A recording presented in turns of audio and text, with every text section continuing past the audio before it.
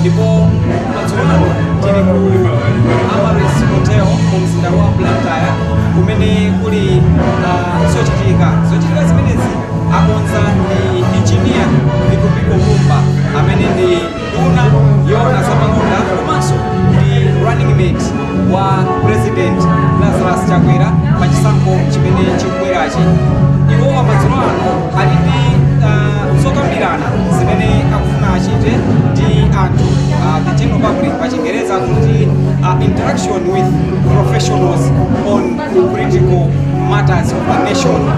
Akuti akufuna ayankhe mafunso komanso atenge maganizo ena kuchoka kwa professionals anthu amene ndi akadaulo antchito zosiyanasiyana magawo osiyanasiyana amene amadziwa nkhani ngati za chuma, amene amadziwa nkhani ngati za malonda, amene amadziwa nkhani ngati za governance. Akunena kuti kuona kwawo iwo wamumbawo akuti pali kunatekera limene limakhala kuti lili ndi mafunso ochuluka kapena maganizo osoyera abwino amene akanathandiza kuti zinthu zina zimene ngati dziko tikuvutika nazo kuna ndikuzikonza. Ndi akunena kuti akufuna pange engage magulu ngati amenewo amve mafunso kuchoka kwa amenewo, mafunso amene angathe kuwayankha pano awayankhe, mafunso amene sangatheke awawuzanso kuti mwina awa muna mayankho ake mutha kulandira motere. Koma chachikulu nchoti injiniya V.A.Z Mumba akukumana ndi anthu amene akuti ndi ma professionals.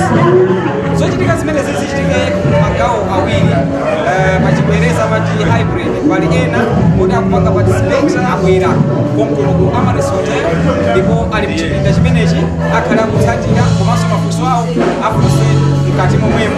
Ndipo pali ena amene akutsatira zochitika zimenezi koma akutsatira kudzera pa online. Ndipo amene wanso akuti akhale ndi mwayi okuti athakufunsa mafunso amenewo akhale ndi chokakudza magawo osiyanasiyana.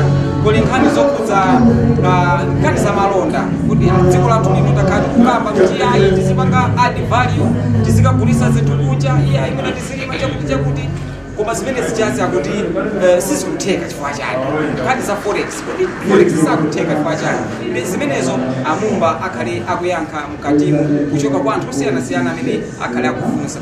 Mwambo umenewu atsogolere ndi Wandra Msisha, ndipo ameneyo ndi amene ayendese mwambo onse kuno, ndipo ine ndikupereke ndi m'manja mwa Wandra Msisha kuti mutsatire zomwe zochitika mkati mmenewu. That performance by Divine Kelly. Divine, it's up to you.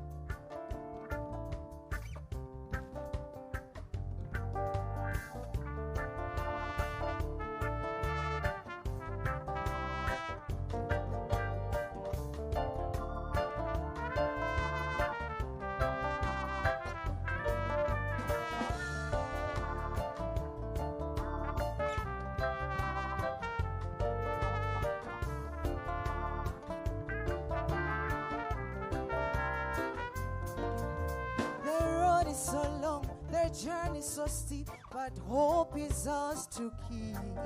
Every voice, every name deserves a seat, deserves the same. No more waiting for someday, let's bring tomorrow into today. No more waiting for someday, let's bring tomorrow into today. We fight into today. No more waiting for someday, let's bring tomorrow into today. We fight into today. No more waiting for someday, let's bring tomorrow into today. High time, we fight into today. No more waiting for someday, let's bring tomorrow into today.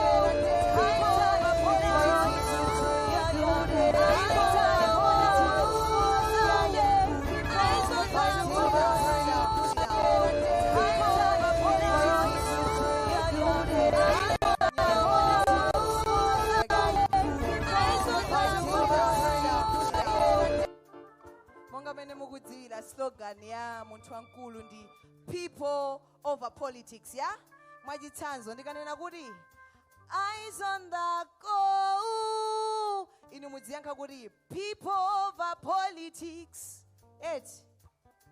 Eti okay, Tiambe limodzi. Okay. Eyes on the goal. People over politics.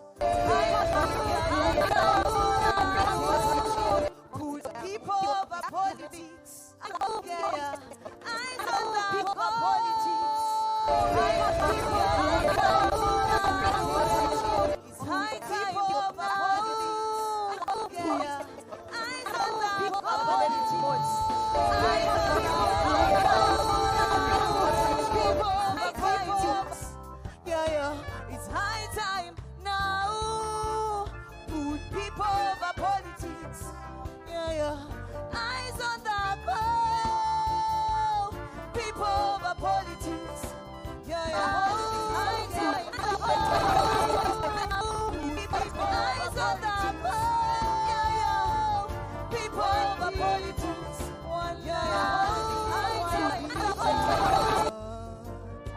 One people, one land, one beating heart. Not left, not right, but side by side. Not left, not right, but side by side. But side by one people. Not left, eyes on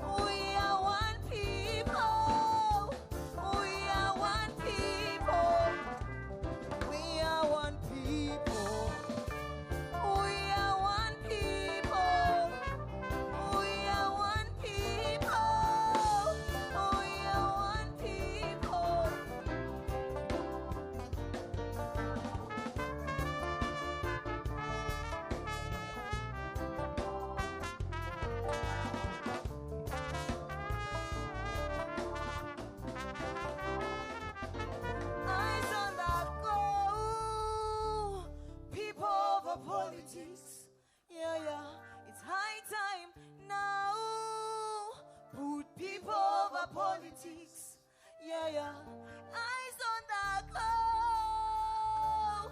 People over politics. Yeah. It's high time now. Put people over politics. Yeah. Thank you so much. Thank you so much. Ladies and gentlemen,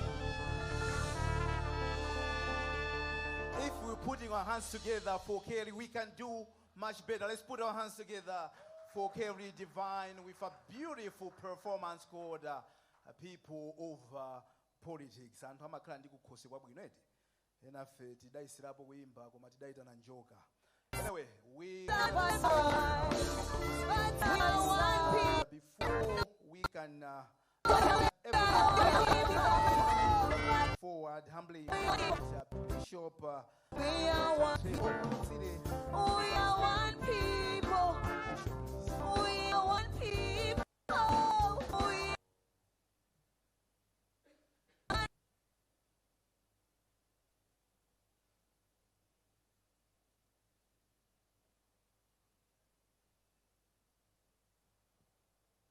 Thank you, Wanda.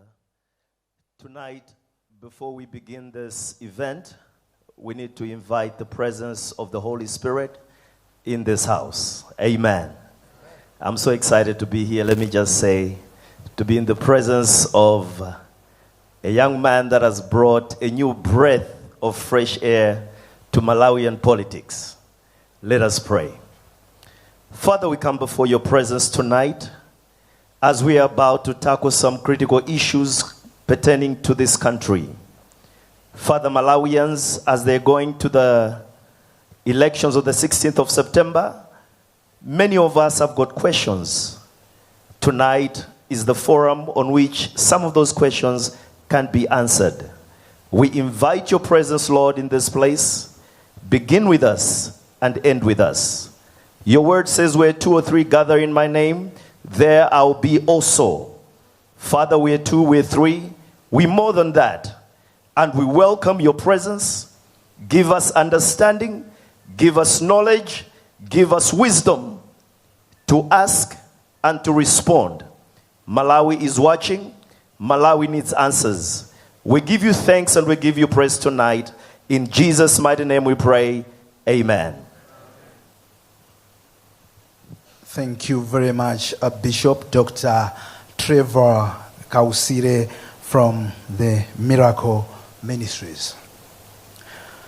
Honorable Engineer V.A.Z Mumba, I would like to welcome you this place. But also allow me to acknowledge some of the distinguished guests that we have in this house this evening. From Homa Synod, we have the moderator, Amason Tembo.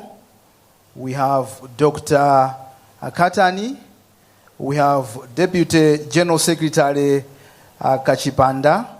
And from Blantyre Synod, we have Reverend Juma, Reverend Jambo, and of course from the Miracle Ministries, we have Bishop Dr. Trevor Kausire, the one who's given us the opening prayer. We also recognize the presence of Honorable Mcheka Chilenje. I've also seen Honorable Baba Malondela. I've also seen Honorable Jipiko and Honorable BJ Brown James Mpinganjira, who is here. And all of you present this evening, I may not mention each one of you by your names, but please feel very welcome to this important event this evening, where we're going to be challenging each other to be asking questions to one who wants to take a public office. You cannot aspire to want to be a leader and not want to appear before the Malawian people, to account to Malawian people, but also to show how transparent you are and how you can solve problems. So here tonight to challenge each one of us is V.A.Z Mumba, who is going to lead us in this professional interaction of critical matters of the nation. I've seen an advert on BBC which says we should not just be asking questions, but we should also be questioning the answers.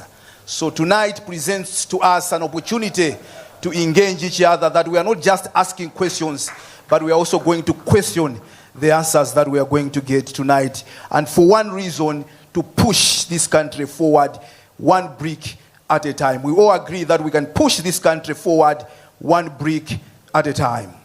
It gives me privilege and singular honor this evening to invite the engineer, the man of the moment, Honorable V.A.Z Mumba, to tell us why we are here before we engage each other in this interaction.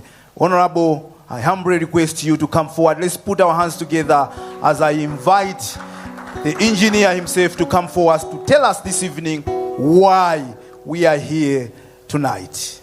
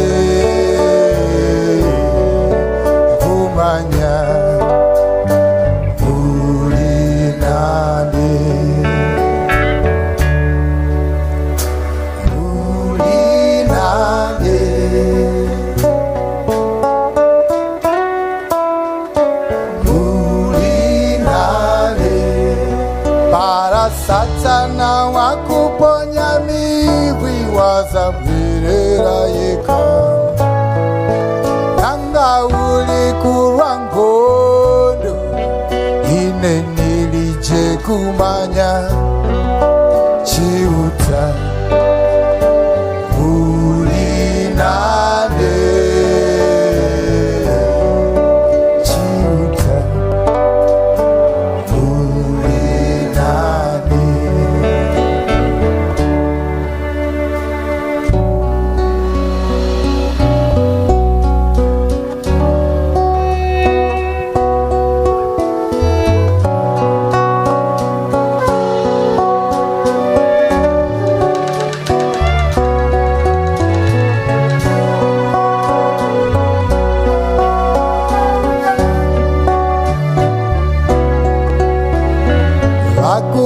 Kamarango iwo valimtazi kuswaso vakutinyekezwa nawo ise kuti ndise tifise vandichimira mbuna nakukwema kuti ndiwemo kweri chintu chibosa icho ine kumanya chakuti mulinani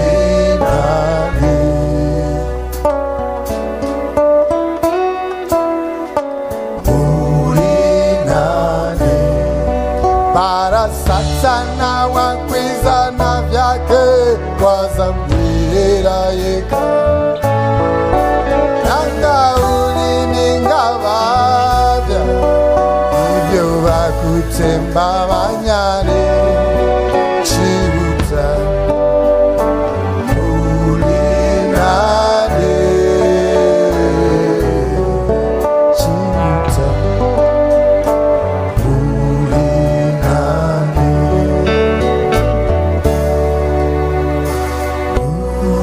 ulinane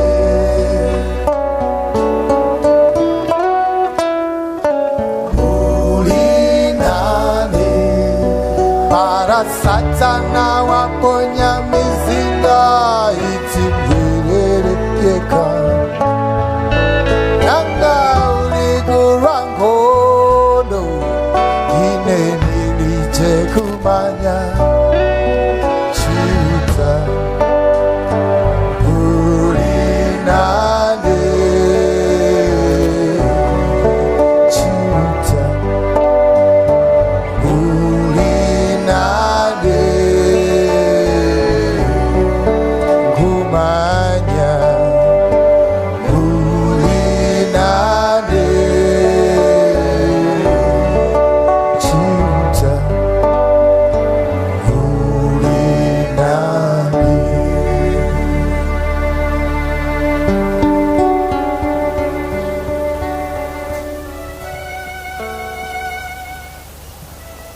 Thank you. Thank you. Good evening.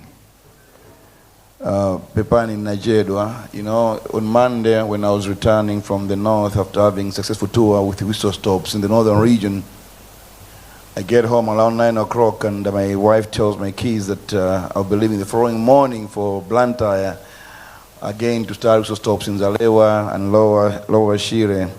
My firstborn came to my bedroom and said, "Dad, this Friday is my birthday. Will you be around?" And I'm like, I want to be vice president, my friend. I have to be somewhere campaigning. So he expressed a sad face, and today I had to bring them to Blantyre. They came late, so I just had to be part of the cake cutting.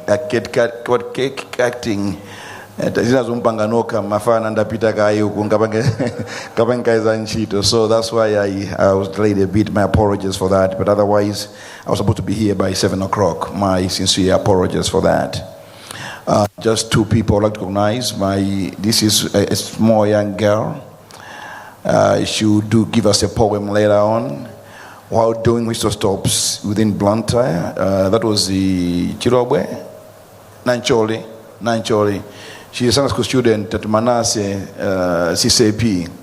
So I said, no, wauzi abusa wako mubwere ndi GS ya Juma azaone mwana wao akuiga ndakatulo ya umodzi Malawi muno. So she'll give us a poem midway through the as we go through the function tonight. I was impressed. I'm like, wow, Malawi's got a future. I said,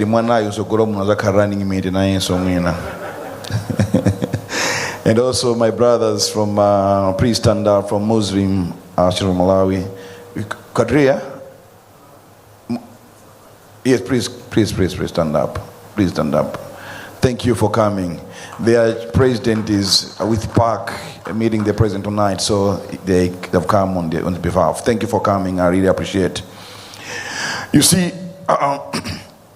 we need to change the way we conduct our politics in Malawi, whereby we are able to engage our leaders who aspire to be leaders, engage in dialogue that is constructive, and also let them learn from us, and we learn from them, and we move forward as a country. That's the only way we can push Malawi forward. That's why I thought we should have this interaction tonight, to just interact, and especially on issues that are very critical to the economic development of our country.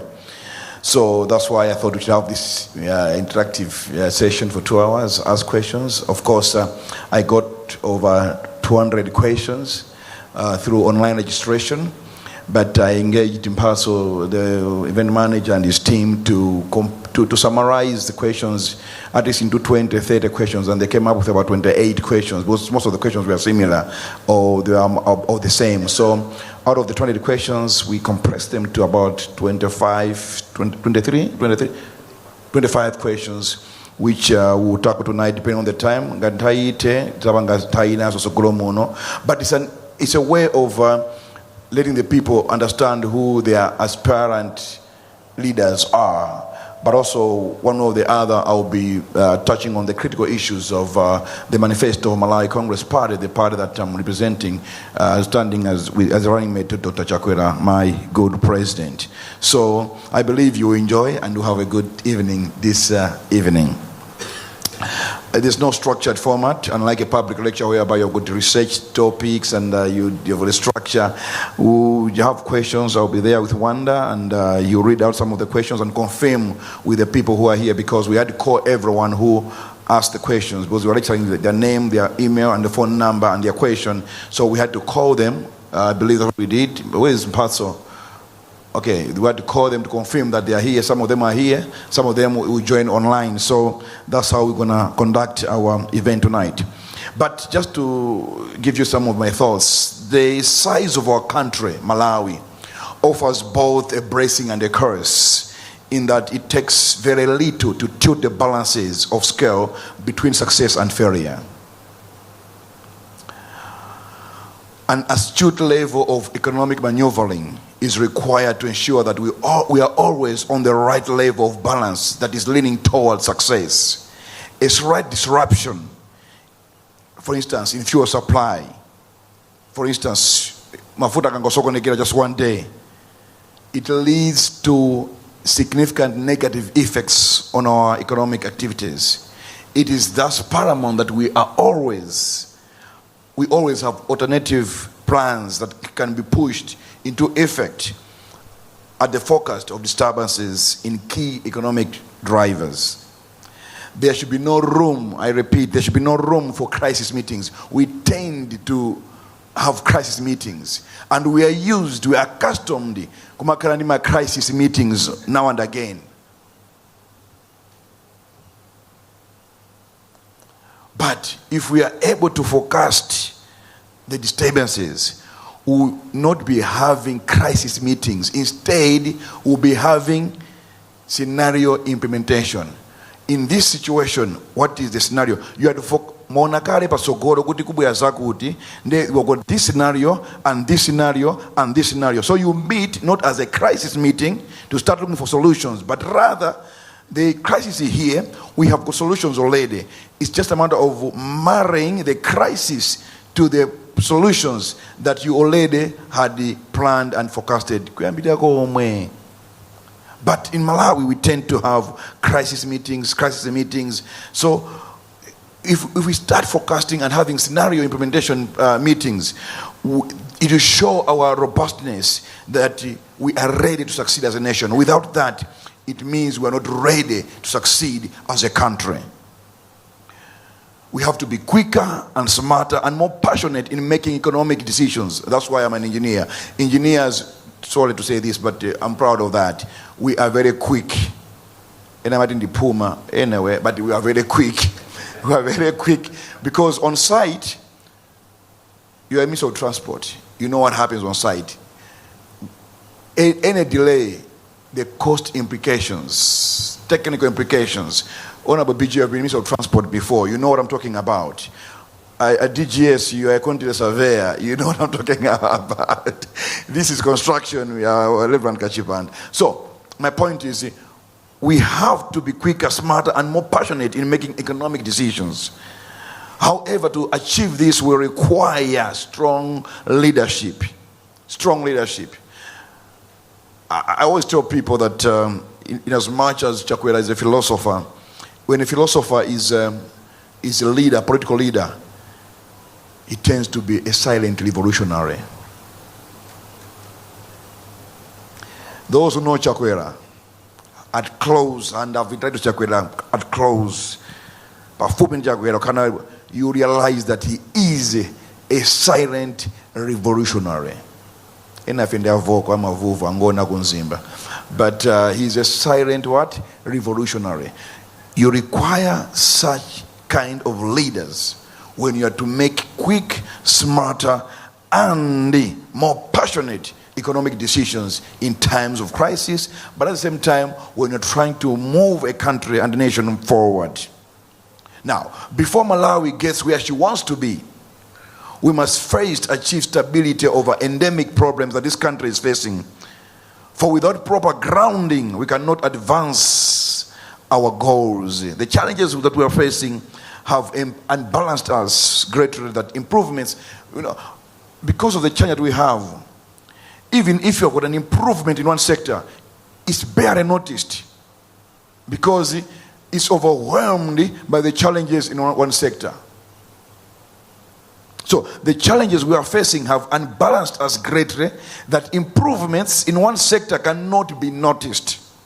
We have been arrested by this problem such that any movement we make is but a punch in the air.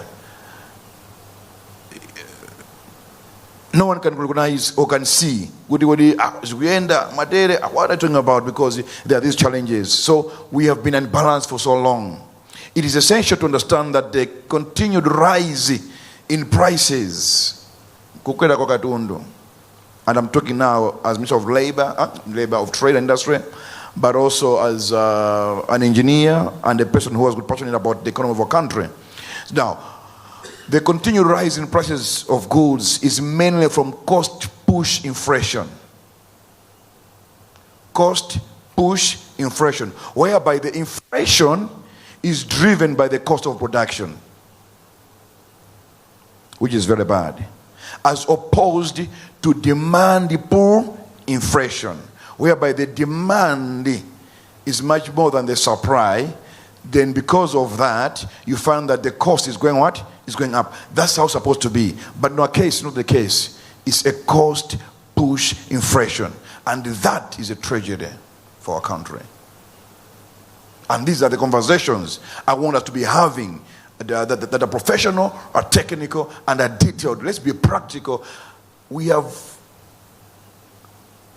let this country down by trying to be politically correct. Political correctness has taken this country backwards instead of moving forward. That's why we don't care, we don't mind. As long as I know that what I'm doing is right, I'll get there. The grace is sufficient, I'll overcome. That's what I use. The Ignatius Loyola, Saint Ignatius Loyola, a Catholic, I said that my obligation is to do the right thing. The rest lies in the hands of God. If by doing the right thing,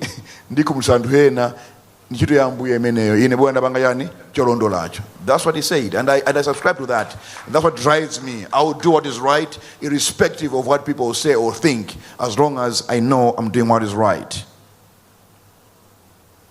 Now, because our inflation is cost push, it makes it difficult. Okay, let me go back. Why then is our inflation mainly a cost push? The answer is quite simple. We are a predominantly importing what? Nation. And because of that, we even import inflation from other countries. Are we together? We are even importing what? Inflation from other countries. Now, how do you control inflation here, no?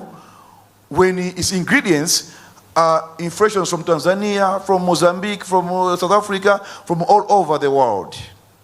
It becomes extremely difficult to control our inflation because part of it is also moved by, it's imported from elsewhere because most of our raw materials are imported. So any change there in terms of inflation economy, it affects our economy and our inflation. This makes it extremely difficult to control the prices using monetary policies, which most of economists in Malawi are fond of, monetary policies, as a primary cause of increases in prices of goods are from beyond our borders. These are the things I want to just joggle your mind that I think this will be the first, not the first and last, but the current discussions. I'll share this. Let's have a discussion and debate around these topics. You see,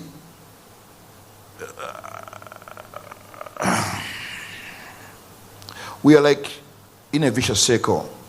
We import fertilizer for our maize, and about 45% or so of our inflation is food related, mostly maize. Now, the prices of fertilizer keep on going, which leads to kugwera. Now, here's the thing which I want you to understand. Last year I went to Burundi. I went to visit the factory. Amapanga organomineral fertilizer. So I said, okay, I want to understand, because I want to understand. Now, look at Burundi, a war-torn country. Now, the president of Burundi cannot leave the country because once he leaves, there will be a coup. That's how political instability is in Burundi. Meeting what you call EAC or whatever, alanda serikali yani ziko nisema turuka yai koma kuli factory yopanga fertilizer, and it's organomineral. What do they mean? These fertilizers we use, the 22, 23, whatever, the ureas, they are mostly inorganic. Now, they are acidic. Our soils are being damaged. That every 5 years, as you apply fertilizer, you require more fertilizer to achieve the yield you achieved last time. Because our soils are being weakened. And nobody cares about that. That's why this company produces organomineral fertilizer with the point of bringing back the soil health. So Napanga add some minerals that brings back the soil health to its original status, but it's expensive. Now, because we want so cheaper, we say, okay, let's buy cheap fertilizer at the $800 per ton, leaving organomineral $1.2 per ton, simply because we want a cheaper one, but at what cost in the long run? Because you need more fertilizers next year to achieve the same yield you achieved last year. Those are the things we're going to be discussing in the agricultural sector and again in the manufacturing sector. And again, the problem as a means of trade, I've learned a lot, which some of the things I've come to see them face to face. For instance, there was a time Mafuta Pikida earlier this year, of March, when I was being appointed, we are high, Mafuta Pikida, cooking oil. So as I was trying to meet people, one company came to the office, showed me a WhatsApp group of some of the people, not all of them, some of the people that are in the cooking oil manufacturing. Can you raise your price? If you don't, we'll fix you. He said, no, but soya beans I buy locally. I'm not importing anything. Why should I raise the price of cooking oil because of forex issues? But because of some problems with our laws, I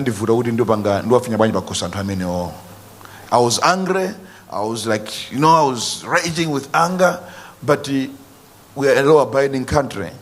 That's where now the idea of coming up with the essential goods and services bill and economic stability bill came about. Okay, I think in terms of trade, Tiambe, we should come up with the essential goods and services bill and also economic stability what bill, so that we should be able to finish up cost. We didn't know ASEAN as now Malawi, the size of our country. Malawi is plagued with a few players in the key production markets, which makes it easier for price manipulation, and this is real. I've seen it. Due to this oligopolistic nature. So the oligopoly of our structures are evident by the pricing of commodities such as cooking oil, sugar, cement, even mobile data charges. Because there are a few players in the market. We need to control these, and that's why sometimes some of us, we blame the way we did privatization. Other countries like Botswana, they never privatized. Namibia never privatized. South Africa never privatized. But we are forced to privatize our companies. Not for the benefit of Malawians, but no, privatize these things for you to qualify for loans from World Bank. But for whose benefit? For private individuals, not Malawians.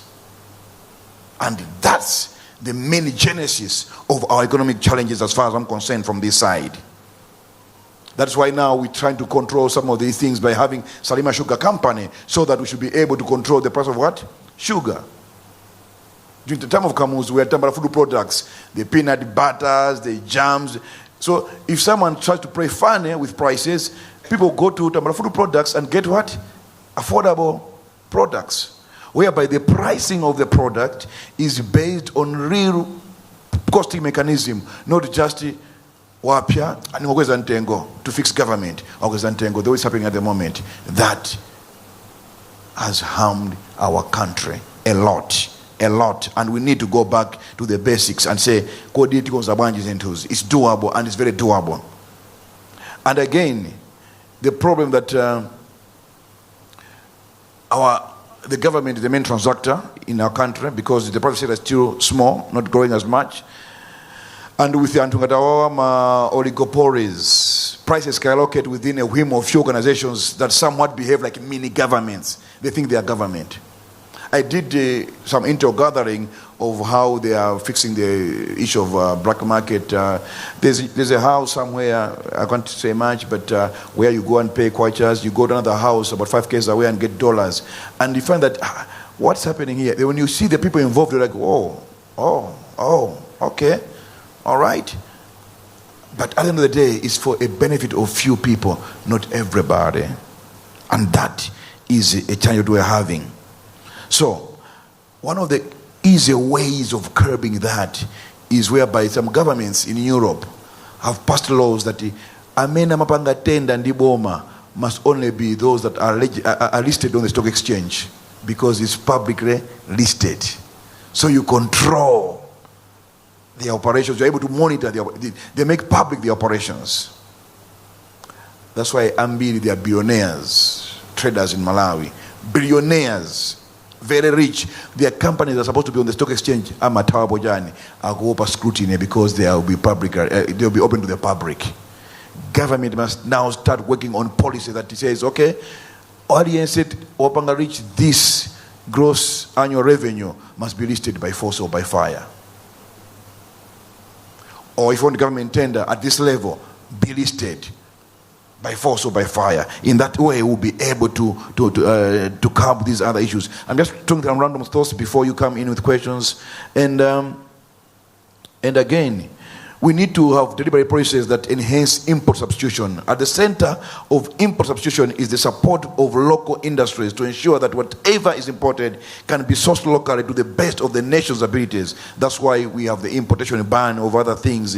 And there's a company now called Rudevit. They're doing crowdfunding to start manufacturing fertilizer, Rudevit, and the performance Nyirenda. Something like that, David. Those are the things as government we need to encourage and support because they want to start manufacturing what? Fertilizer. Now, there is something interesting which will shock you. When I read this initially, I asked some professors from Chasa College to confirm in economics, and the two confirmed. I'm yet to believe it, but because I'm a professor, but it's up to you to also research further. For me to understand it. We are the second top producer of sweet potatoes worldwide, Malawi. We are the second what? Largest producer in the world. Yet we are nowhere on the list of top 50 exporters of sweet potatoes in the world. This observation on our part as a country points to a weak value chain system. We're not in control. When ADMAC was initially established, those were some of the things that ADMAC was supposed to manage, the value chain system. What comes from the farm. That's why it's agricultural development and marketing what? Cooperation. The marketing part, naipa. We just at that development. Even development also naipa so 1 billion so. It's like we're fighting hunger always. No wonder we say food security. In other countries, they say food sovereignty because it has got different meaning altogether. It's like we are at war with hunger always. So we need security. We need to be secured from hunger. One more thing before I open up for questions, that we benefit from more minerals like the rutile minerals in cassia and others. We need to start looking at catalytic investment, whereby we're an investor, but we demand that maybe 40% going upwards. A government must own that mine with a minimum of 40% shares. To govern, Mugabe in Zimbabwe told one company that went to discuss a deal of mining the Marange fields despite the Kimberley agreement. He said, my friend, so you want us to only get 5% royalties while you get the rest? This diamond is all in Zimbabwe. We'll keep them down there until Zimbabwe is ready and has capacity to mine our minerals. And that is what led to other people hating Mugabe, demonizing him in the media, CNN, BBC, Al Jazeera. Corruption in Zimbabwe, Mugabe is corrupt. He said, challenge them. You're saying I'm corrupt. Can you give me one case of corruption? You never, do your research. You never see any corruption case here Mugabe. But the media that the people control has demonized Mugabe as a corrupt leader. Simply because he told them off on the minerals. That they will not see is in Zatu. We develop our skill, we develop our strength and capacity until we are able to mine on our own. And that's the stand he took. And it's what sanctions. They used every other excuse to sanction Mugabe just because he refused his minerals. And that's the decisions that leaders of nations must, and I repeat, be aware of. And the masses must be told and taught the geopolitics and how the cartels can bring down governments or can prop up what? Governments, just because of the mineral deposits. Lastly, before I sit down there, I want to read something I've been preparing. Just a minute. You see, we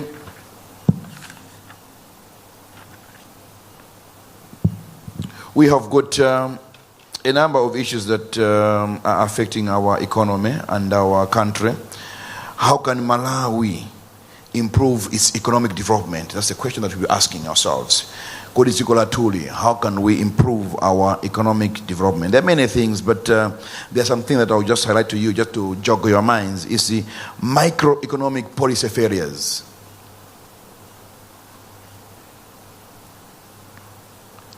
What is true of our microeconomic policies is also true of non-economic micro policies. Let me go somewhere. the our microeconomic policies, most of them, like the mining policy, national youth policy, what policy, tourism policy, trade policy, national export strategy, all these things. The challenge is they have got multiple objectives, too many objectives, which are not matched by the targets, which tend to be fewer. So you've got several objectives, but very few targets. How do you meet your objectives? And again, we've got too many objectives, yet we've got limited resources. We need to start looking at the practical objectives. It can be 3 or 4, but those that we can easily meet with our what? Resources. Again, I always raise the issue of macroeconomic policy coordination failures. You find the in macroeconomics, several policies, but now coordination of VUTA. For instance, I stand to be corrected, but you look at the central bank managing the monetary policy here, NPC, economic growth, the Ministry of Finance also. Now, you're like, all these are drivers of economic growth. Komano, who is coordinating the policies, the RBM, Ministry of Finance, and the NPC? Some people have even argued, can we make them one institution? Very difficult situation. But I always argue that I did this in my master's degree. One of my topics assignment was good.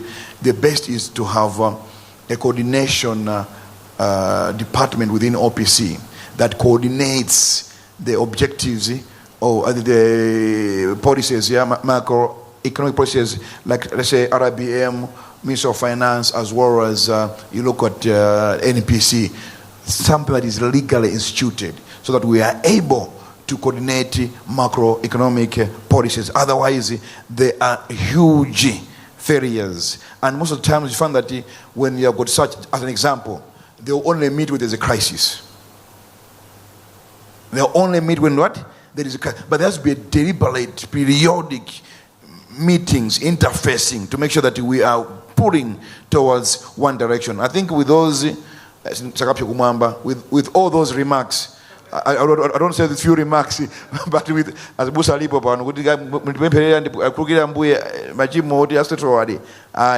with all those remarks, I want you to welcome you to our session. We'll have some questions. We might attempt maybe 10 or 11, based on whatever we have, but it's a way of saying, let's keep on interacting, having discussions, but the major issue is the economy of our country. We want to talk about everything else without tackling the issue of economic development. As Malawi, we could not go anywhere. That's why I thought, let's have this interaction tonight and have a chat. And wonder, just before we start our questions and the like, I want my daughter here, my dear sister, to give us a good poem, because as I don't know, child abuse, as my so human rights and the like, about the cross course, good ya mumba, no, we don't want that. So wonder, just a request on that one. Thank you. Thank you very much.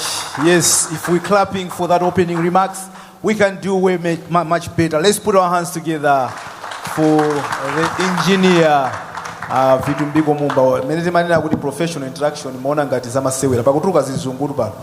Or you go policy, whatever. But there are English that is coming out here. We're going to discuss professional issues.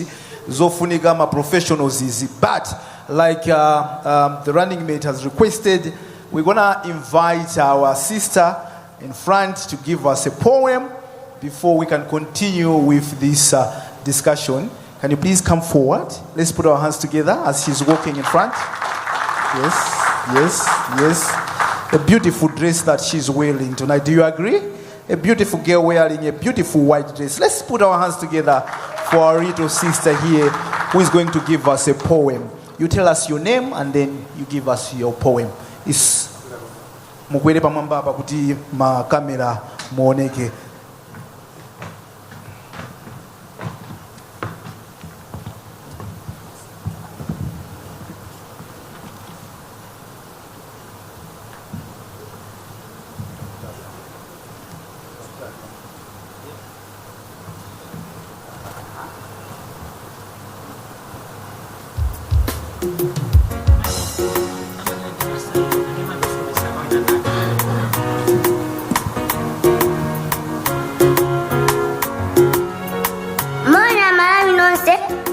Jolene Madayabanda, mwana wa Manase Sisebi Sunday School, Musino wa Blantyre, ndabwera ndi ndakatulo yanga yomwe mutu wake ndikuti sungabata ndi mtendere Malawi.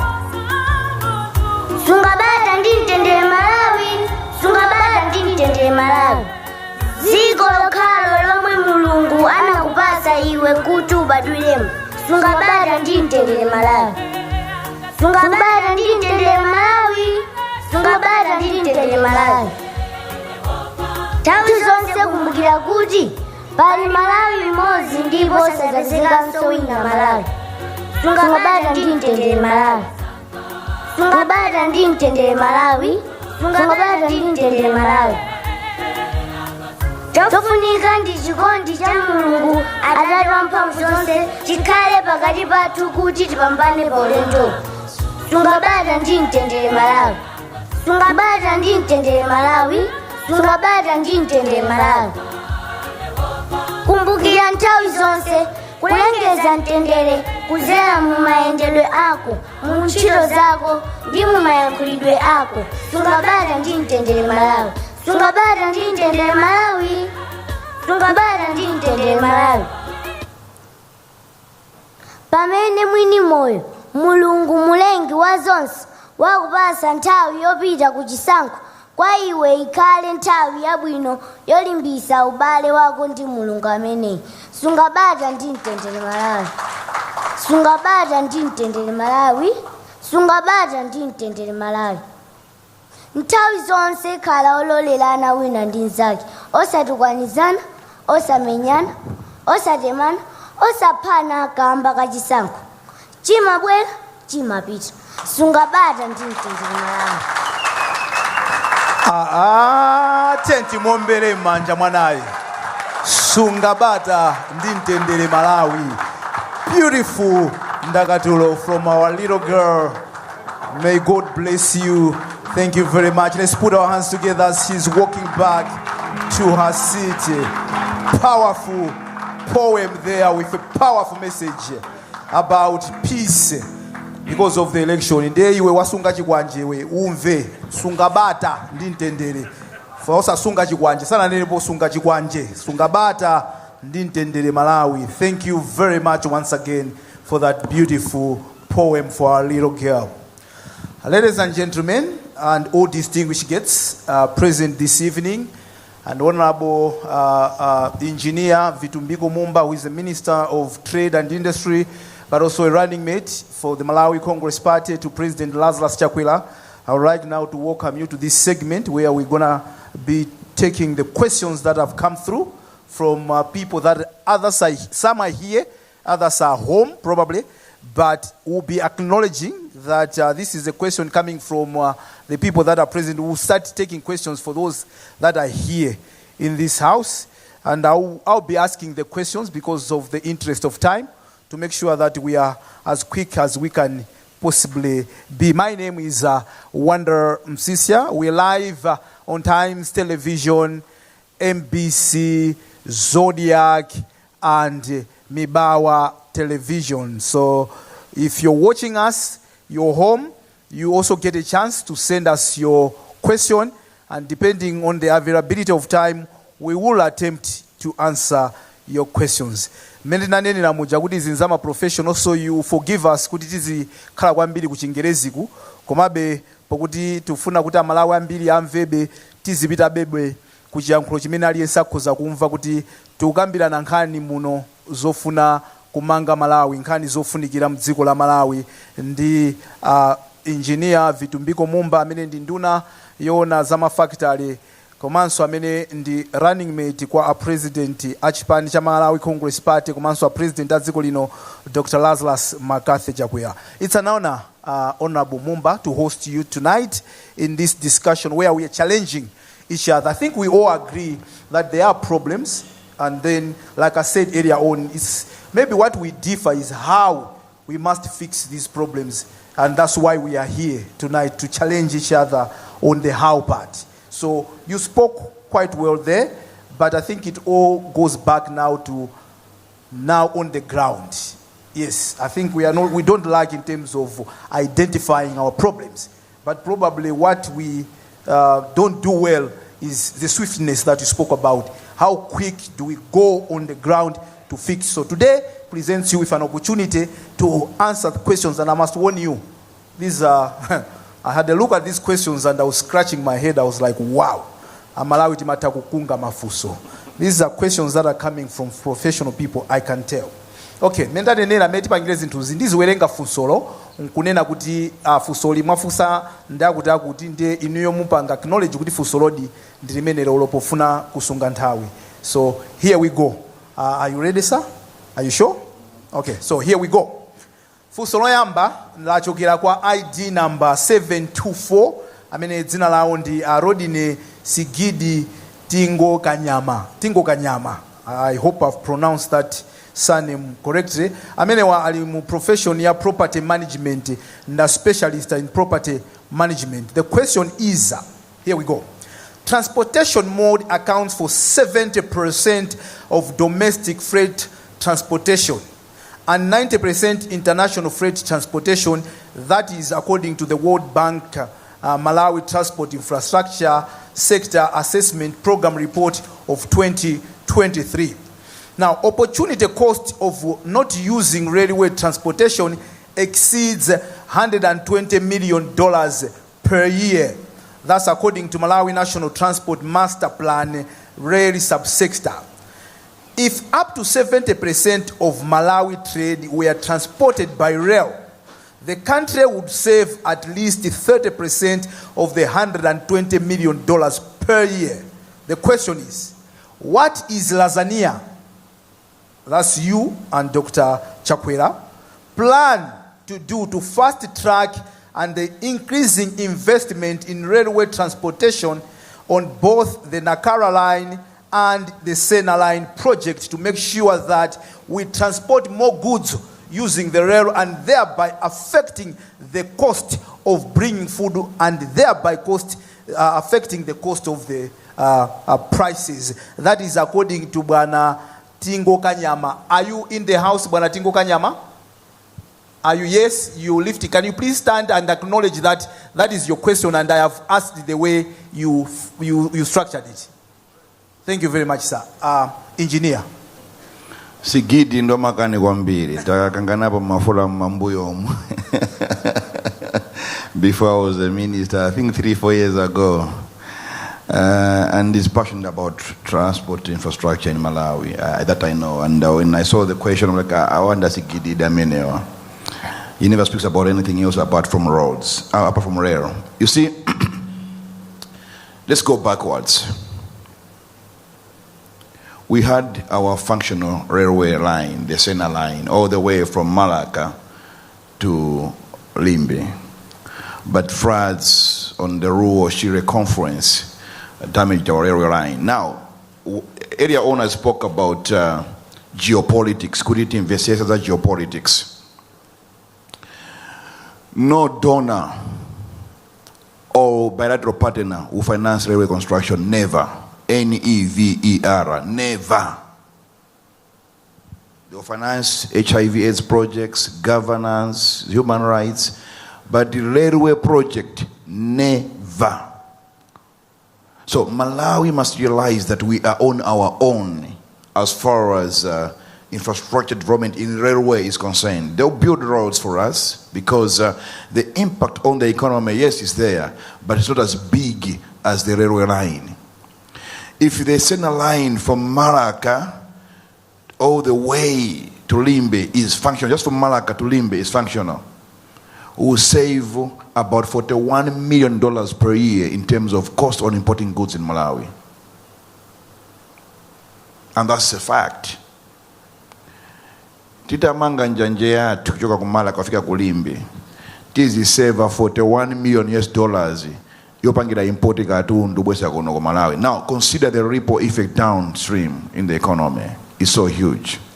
Poyamba Malawi, you can go to Baba, you are here. You can speak to the directors at transport, Director Magwede, Director this young man, Ancient Ndanu, Ntande, Justice Ntande. Initially, the Japanese did the feasibility study and design and said it will cost about $300 million to construct the railway line from Maka all the way to Limbe. These people later finance designs and finance chipanga cost over 800 million, so it's not visible. Just to make us shy away from reconstructing our railway line. But Chakwera, when he came over into power, he said, number one, if you the speech ya bwana Chakwera ku parliament, first speech of parliament, state of the nation address, he spoke of rehabilitating our railway line, the Sena line. And vandalism, there are so many conspiracy theories, but we know that the people that benefit from the bad railway infrastructure are happy to have the railway not rehabilitated for the benefit of a few. I'm not a politician, I don't need to, I'm an engineer, so I just but that's a fact. There are some people who benefit from our poor railway infrastructure. Now, you are aware that Chakwera said he wants to construct the railway line under Agomang, and people never speak about that. His first state of the national address, and when you go to every investment forum, I've been with Chakwera to Dubai, Qatar, China, he speaks of railway, trying to court investors. But I know we never got anyone because people deliberately shy away from railways. The Americans are building the Roberto corridor, but it's basically because of what they are getting, the meaning of the intellectual property. Normally people who construct a railway line for their own use, not for your use. Avale namanga railway line yako Mwatizi going to Nakala. It was for them to transport their coal, not for our benefit. We just became collateral beneficiaries. Now, I'm saying, look at the study that we have done, that Kamangalere from Malaka to Limbe, the cost of importing goods will reduce by $41 million. That's what Chakwera is chasing. And as I can report now, Baba, we are there. We are about to reach in Sanje now. I think by next month, we'll reach in Sanje. Now, Dogana Manga being on Bashir River will now be the port for the railway line, like a dry port. It means now goods can come from Beira via rail to Nsanje. But that alone is a huge plus on our economy. So, Sigiri and others who are listening, this government of Chakwera is already building a railway line, and the desire is to make it from Nsanje, is from Malaka to Bangula. The next phase will be Bangula to Sandama, and the bridge at Makanga, the bridge Makanga, Cheka is Makanga Bridge over Shira River. It's over Shira River and Ruo. Over Shira River, yes. Then to Sandama, up to Yani, up to Limbe. But from Limbe, going to Sandama, you have already done ASIA, Upanga Kali Rehabilitation, but you're now changing to SGR. So I believe that in the next 2-3 years, we should have our railway line functional up to Limbe. Then the ripple effect of that will be seen, because Wakoni Mozi, training Mozi, Imanyamura, about 110 tankers in one train. And the distance by road from Beila all the way to Limbe, then railway line, you reduce the distance by over 800 kilometers. By road is 800 kilometers more than by railway line. So already much distance. So the cost of transportation yasikaso. That's why even the price of fuel can also be what? Reduced a bit, because so that's how I can answer that question. I think so, yeah. Okay. Ndibempe kuti mwina tiziyankha sanga kuti tiyankheko mafunso ambiri. Ndifuna mvesese koma sanga tikasiya panjira is okay. Tizapanga so siku lina. Chabwino. Sichoncho. Komano funso kwambiri linafunsa kuti inuyo mapulani anu ndotani, mwanena kuti achakwera, yes achakwera pano pakupanga. Tumanga. Inuyo mukufuna office ya OVP. Yes. Pano munatiuza apa kuti achakwera ndi mayankhula nawo. Yes. Mukamala yankhula nawo achakwerawo, inunso mukakhala vice president. Inuyo ngati amumba. Kuti nimesa mamanga so njanjeso inuyo. Ndukambayo nakala kunsanje 3 weeks nayenda by Exodus, yeah? The whole 42 kilometers when we were doing the designs in 2018. So I know it, and I was part of that at that time. Private sector type in oil. So mukutilonjeza zotani? What I'm saying is, sikulonjeza AI. Chakwera is implementing, and Ineo, as his running mate, Tikadusaba, was we are winning, as his vice president, Sokolomo, I'll be supporting his agenda. Yopanga, make sure good. Ifike kulimbe. Thank you very much. Funso lathu lachiwiri lachokera kwa Tumbikani Mpinganjira ID 681. Mulipo atumbikani Mpinganjira ndi a video editor amenewo. Alipo atumbikani Mpinganjira analipo ndekuti mwina mwake atalikira pang'ono. The question is, what are your thoughts on the current state of the nation infrastructure, and how would you prioritize investments in areas like transportation, energy, and water management? Zama engineers kazo. I think afunsao ndwatumizira ma PowerPoint slides anga the previous public lecture on code of ethics in the construction industry, because napanga tackle that topic exhaustively. Napanga exhaust kwambiri kuti I'm not happy with the current state of infrastructure, roads and buildings, and then napanga explain why. It's because of durability. And I took more time to explain that. I think in the best interest of time, I can share the slides, the about 98 slides of that lecture, which discusses what needs to be done to make sure that the quality of our infrastructure is up to standard. And again, in terms of priority, energy, transportation, water management, all those are key. They need to move simultaneously without one taking prevalence over the other.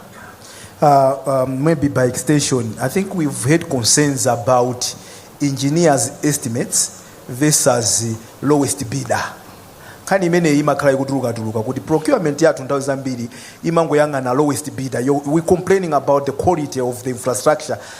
Would you say kuti this policy ya lowest bidder is also affecting the quality of infrastructure? Because my engineers, they estimate kuti munthu kuti apange chimeji chitengo wake kukuzokhala maybe 100 million. Ndewenaka kunati ndikuzo chimanga chomwe at 50 million kumpasa ntchito ija. When the engineers are scratching their heads, how can this be achieved at 50 million? Honorable. I was scratching my head because the Minister Transport and the data of youth as an base kung fu Punjab and Gayanka. That's my worry. What I can say is next week on Monday or Tuesday. Peter, are you here? Peter? Mazunda, are we ready with the documentary on Monday? Are we ready? Okay. I sent Peter and his team to Botswana, Namibia, South Africa to interview people that I worked with. So they just came back today from South Africa. They've been there for 10 days. And you see in the documentary that you see the professional side of Chakwera's running mate. So it's a 2-hour documentary that will be on TV on Monday, Tuesday, Wednesday, Thursday, Friday. I want people to understand who Mumba is. So one of the things that you see, the CEO of the Roads Authority in Namibia, who I worked under as Director of Construction, will say that na sintisa evaluation criteria how to award tenders. And when I came back, I tried to push it, but it's not in there because of so many reasons. But now I think the Gavaranyota Vice President will be able to push that one forward. In Namibia, what we did, I'm talking of what I did, not Zotiza Zokumvayai, and I've got every document here, Momo. Let's introduce the technical qualification as well. Technical is a tender index, a combination of technical score and financial score. Now, most of the times, financial score, technical evaluation, comply, watch pandani, uju, mpaseni. Comply, watch pandani, mpaseni. We had to make sure we have got a criteria of scoring the experience of the contractor, experience of his personnel, availability of equipment, and many other things, and gave the technical score 80% and the price 20%. When you do the tender index, what cheaper uja, waluza, a winner bid expensive one, and the quality of the road done very perfect. The other time I took, when I brought some Chinese to Malawi in 2017, went to Zambia with the PS that time, Chinsinga, who transport PS Chinsinga. So we indeed Kevin Imponda, the director of roads, or transport. We went to Zambia. Now, we drove that road from Choma to Livingstone. Now, that road, anamanga 2004, but we end up panopa, ulingati wa brown mpinga njana manga study wa mulanje. No pothole, but it's wakale. You think amanga last year. So these Chinese, the Chinese asked these Chinese, you guys, kwa tujoma manga miseo within a year too with my potholes. Kuma ubanje. The response touched me. He said, "Good, mukafuna nseo watu kwa jatuku pasani. Koma uta 2 hours. Mukafuna nseo watu ni kwa jatuku pasani. Uta 3 hours. Mukafuna nseo watu bioni kwa jatuku pasani. Uta 2 years. Mukafuna watu 20 billion do pasani. Uta 20 years. Is in the price." Thank you very much. We can clap hands for the engineer. If you're just joining us on Times Television, MBC, Zodiak, and Mibawa, you're watching a professional interaction with engineer V.A.Z Mumba on critical matters of the nation. And I'm taking questions that were sent through the website, and he is attempting to answer those questions. The third question is coming from Yamikani Dalikeni. You're here? Yamikani Dalikeni, yes. Let me ask you a question so you can acknowledge that's your question. You observe a notable absence of engineers in leadership positions, which can lead to suboptimal decision-making on engineering issues. As an engineer yourself, vying for the position of vice president, should engineers and all well-meaning Malawians have confidence now that you will represent their interest and make informed decisions? That's question number 1. And 2, regarding the Malawi Rural Electrification Project, MARIP, I propose that the project be expanded to include electrification of agriculture fields. This would enable farmers to power water pumps, facilitating year-round farming and reducing dependence on rainfall. This approach could yield more than what we are yielding now. That's your question, sir? Those are your 2 questions? Thank you very much. Honorable Mumba. You see, the first MIE conference, that time in the MIE, in the Comesa Hall, I attended. I was a student. And then the second one in Ajitigaso Capital Hotel, I remember that time Prof. Chikaonda was the guest of honor. I attended. The third one, I was now an engineer. I attended. Along the way, these gatherings, some of us felt like they became fashion shows for engineers. Who is doing what? Who is doing the industry? So some of us pulled back. I think it's more like fashion show. This year, Sinapezeke, Mabanga Mawiso stops. Mufandisi Mawiso stops. A campaign, conference, engineers. But pakati hapo, we had discussions. Most of these gatherings became fashion show. I remember one time I went there. People, my engineer, in a parking lot. We na panga parking chan like Wonder One. This is the truth. After lunch, we the winner of Bilaso Ndia Geso, Reverend Kata di one. Couldn't my engineers, I wouldn't be in a parking spot, Tisona would have went to come to Opuma. You understand? That's so I think this thing is becoming childish at that time. But of late, I've seen the topics, the engagement. I'm like, wow. So this year I plan to go. But unfortunately, Mabanga entire campaign is now considered to be now. But that's why I was absent, my brother. Not that nothing else. Mambuyo Mvomereze, it was because I felt like it was a fashion show. But Ababa in our entire campaign. Then the issue of engineers trusting me, I think the documentary that will be aired next week from 8:30 to 10:30 on MBC Times, Zodiak, will give people engineers understand that, okay, Zantuyu, Nizatudi, you can trust him and have confidence in him because it's a good documentary. But my absence there should not question people's confidence in me and my capabilities, because I'm Vitumbiko Mumba in my own class, and as an engineer also I've got a track record that I'm proud of. So yeah, you see, engineers tend to be good leaders. That's a fact. Chinese President Xi Jinping is actually an engineer. Xi Jinping. The previous president of Mozambique, Nyusi, railway engineer. Egypt, cabinet, you've got 5 or 6 engineers. And some of them, like there are about 3 countries in Europe whose Minister of Finance are what? Are engineers. And since they took over, ask Kambala. Kambala knows this better than me because he did research on that one. So he was telling me that day we met, Newton Kambala. And their economies are doing better, being managed by engineers. Remember, Bakira Nkati, political engineer, Bingo, economic engineer, but he named engineer, Sobano.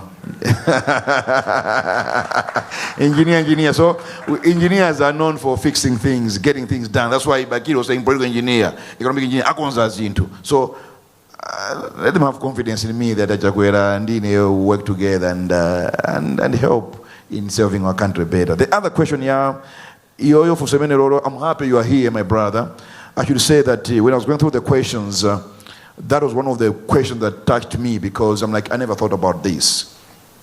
We are an agri-based economy, but we don't behave like one.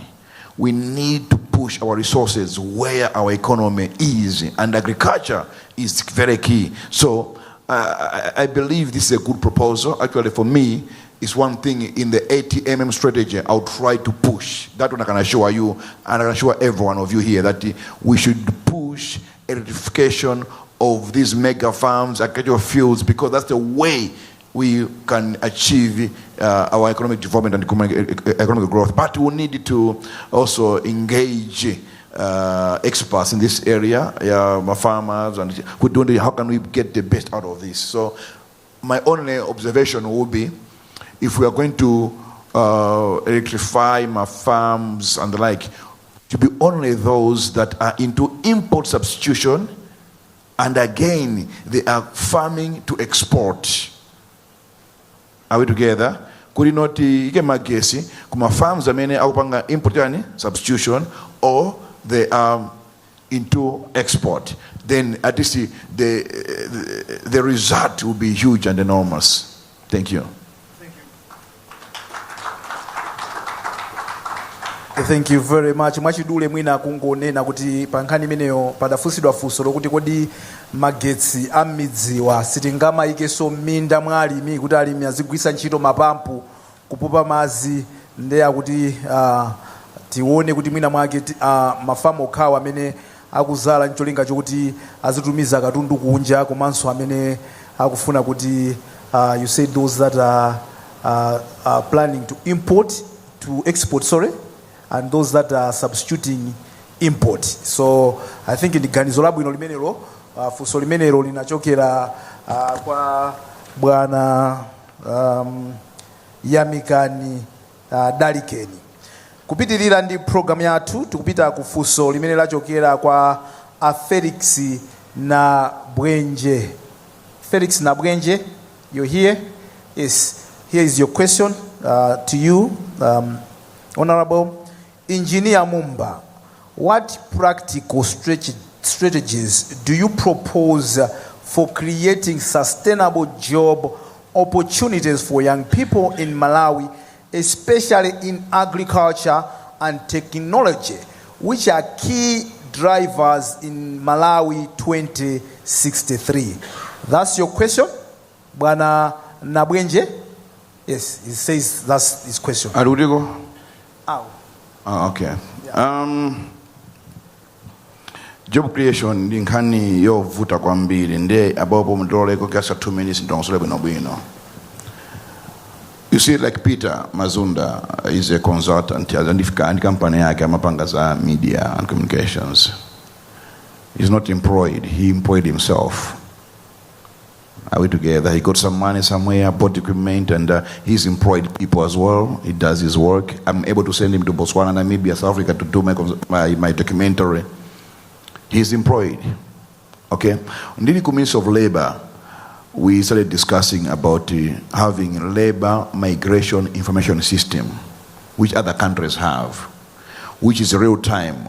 We now see it to register. So employers are forced to record jobs created and jobs that have been lost. So every week, every month, we have employed so many, and we're a farmer, we've employed.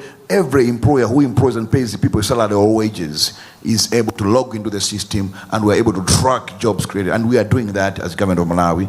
Minister of Labor, Dimba, took over and is working on that as well. The risk thing is, many people think kulembedwa ntchito ya salary ndiye that's on a job. But whereby you are doing your own work as a consultant or upanga business worker kawa kulanjinga ya moto upanga kabanza ndi motorcycle, that's again a job because it puts food on your table. You able to pay school fees, you pay your bills. That's again a job. Now, what we have done, like us at Malawi Congress Party in our manifesto, we have said, look, NIF so far, about 300,000 people have benefited from NIF loans, if I'm not mistaken, 20-something or 300-something, I can't remember the actual figure. We're saying, fine, these people are getting loans, farms, and some of the people who have gone into mega farms with money from NIF have employed farm managers from Munda College of Agriculture.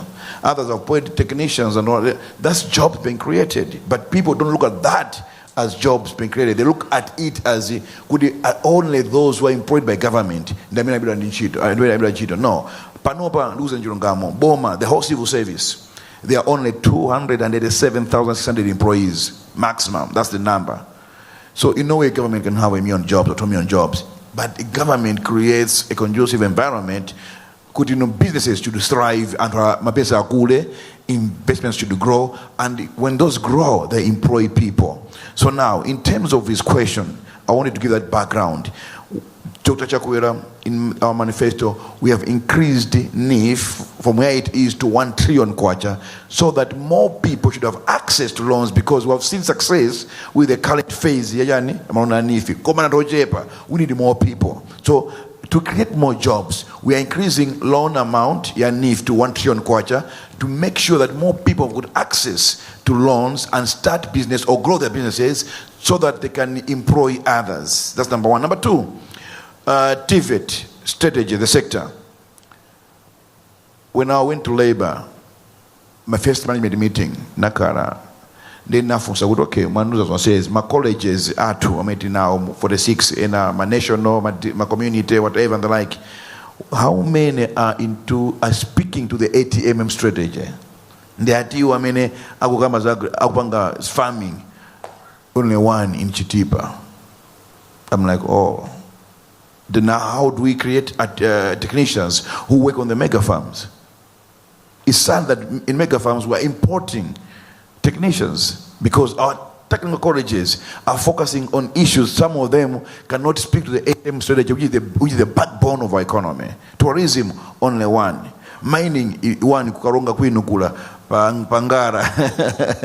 Pangara Technical College is mining, but it's a community college. Make it national. Someone from Chitipa, from Chikwawa, from Musanje, from Kota should be able to go there, but there are no boarding facilities.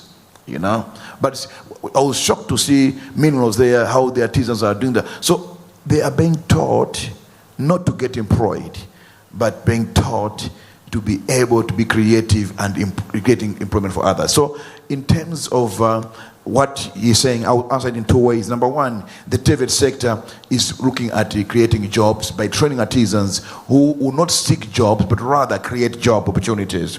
And again, NIF, and again, there's also National Youth Innovation Fund. And 2 months ago, I was there.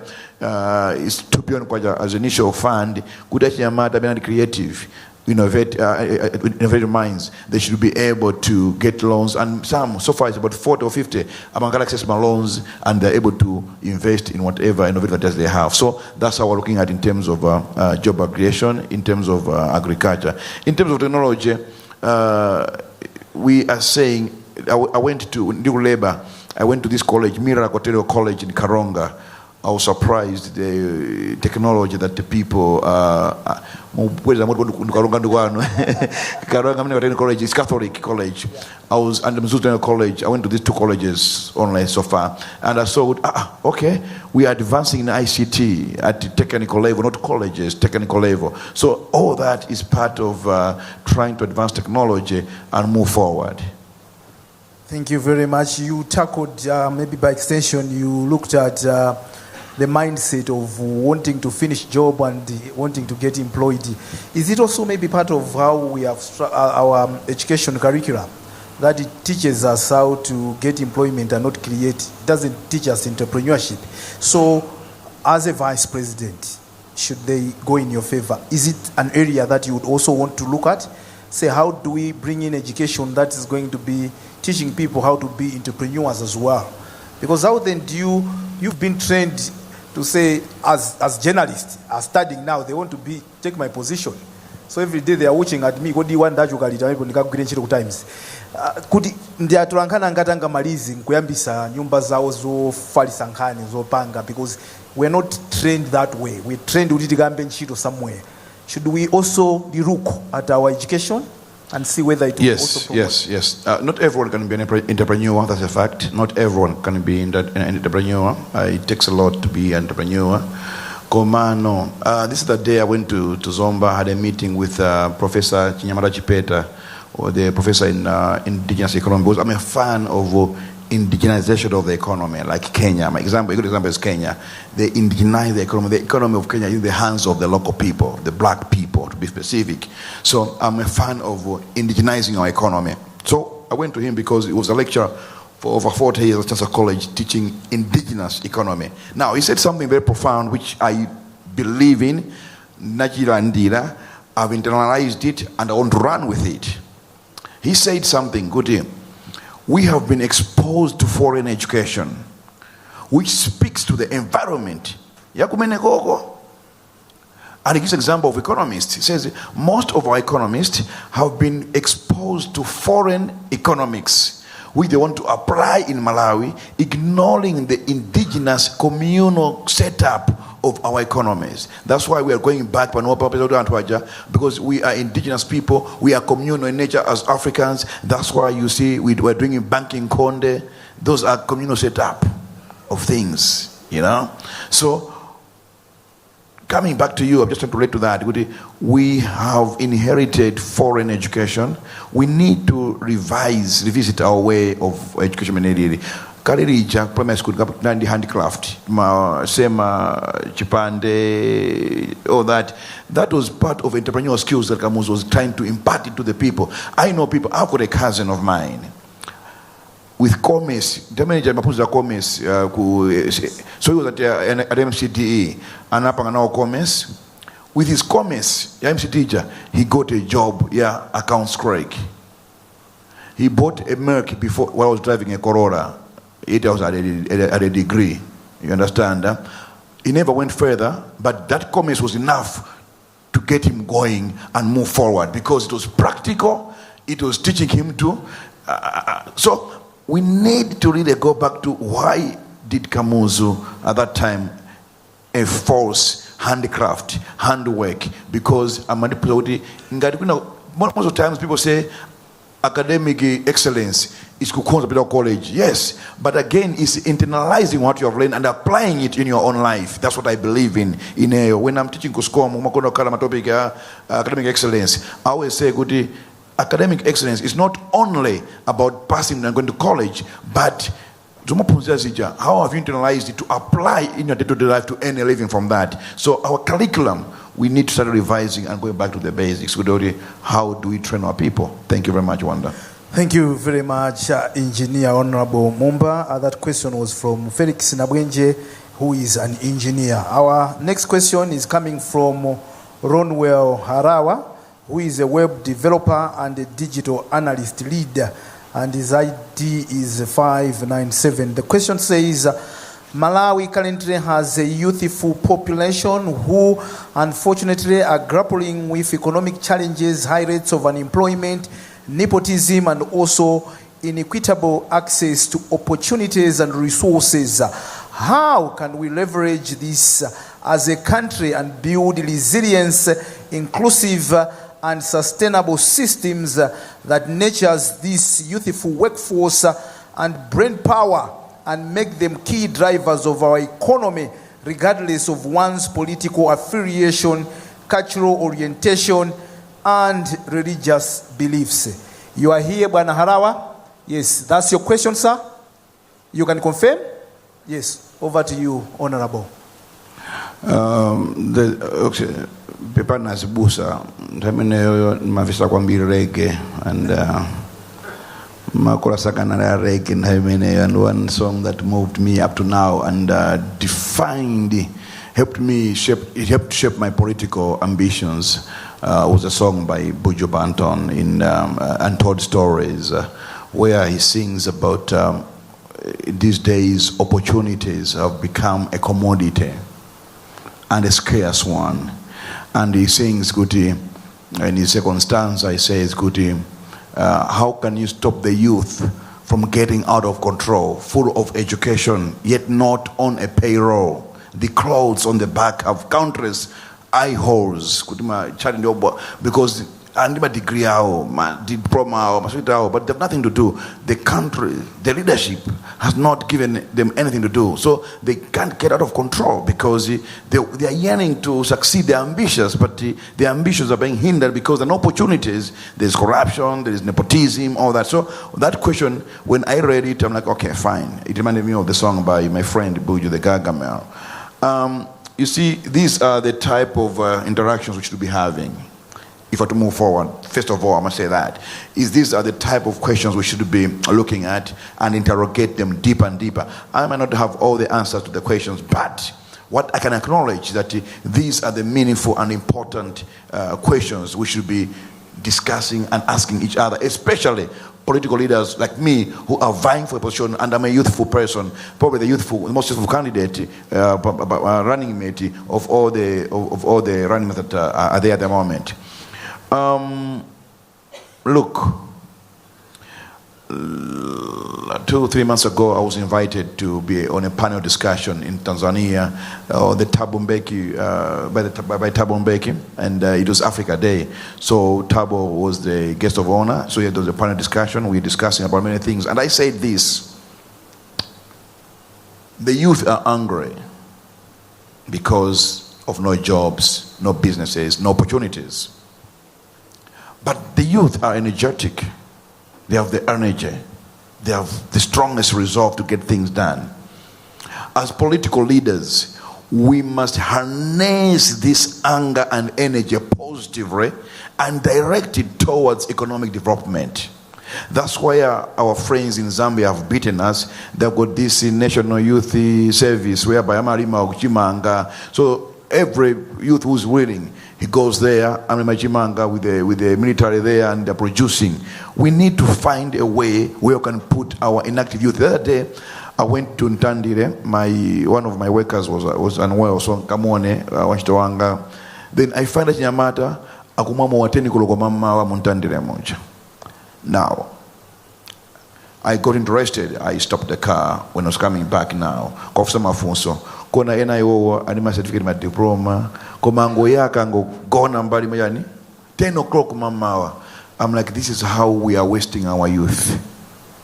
Because we're not giving them opportunities. We've not found something to do. As government, we need to find something to do for them. And it's not a one-man show, but the problem that we're able to identify that problem, we need to start seriously thinking, when I try to increase, how much has been left for the youth? I mean, at your college with the creative ideas. There's a story of Samsung or whatever in South Korea. It was an idea of young graduates, and the government financed it, and look at now where Samsung is. There are several of such stories that look, when you go to Dubai in Deira, or you go to South Korea, you will find the Ministry of SMEs, just SMEs. And then kutandileko or kunchesiko kundirande kuja unduna wa ma SMEs. They search, they scout for talent. kuti awawa ine ndiri kumota injini nthawi yake napangapo chibwana ndi galimoto alignment kufoira ya galimoto. Then I'm like ndipanga bwanji, it's weekend, I can't go to full alignment. Napita mundilande this mechanic ndi ulusi ndi spanner anapanga alignment without machine. What? Kwatu kundilande kujambe kwa ndale. He was able to align the vehicle ndi ulusi and spanner bus. I was able to drive through the proper aligned. What have we done to empower that person? What have we done to harness that natural? Sapita ku school kuma ndoto wangu ipunzira pa garage. You know, we need as government, as political leaders, to look at how can we help our youth have something to do so that their energy is directed towards economic development of our country. Thank you. Ndemutani, because you're asking the same questions. What can we do? Remember, I was saying that I'll also be questioning the answers. Yes. Ndemutani, iniyo tu anthu akuza pa 16 pa 17 pano mutta kukhala. Don't say muta, mukhala. Okay. I'm joking. Ndiyeno mutani uyu amayika chingwe kumapanga alignment yako kama kumverani azinena kuti iniyo mumutani, because don't speak like me kuti tita kupanga. You see nanena kunena kuti we need to give them something to do. Innovative minds. There is National Youth Innovation Fund for those people. Access it. It's public knowledge. For this idea, let's interrogate that idea. Is this idea viable? Let's finance it. Let them give us. So that's what National Youth Innovation Fund is doing. So that's what we are doing at the moment. As I said, over 30 something people there about Ahinyamata, they are innovative.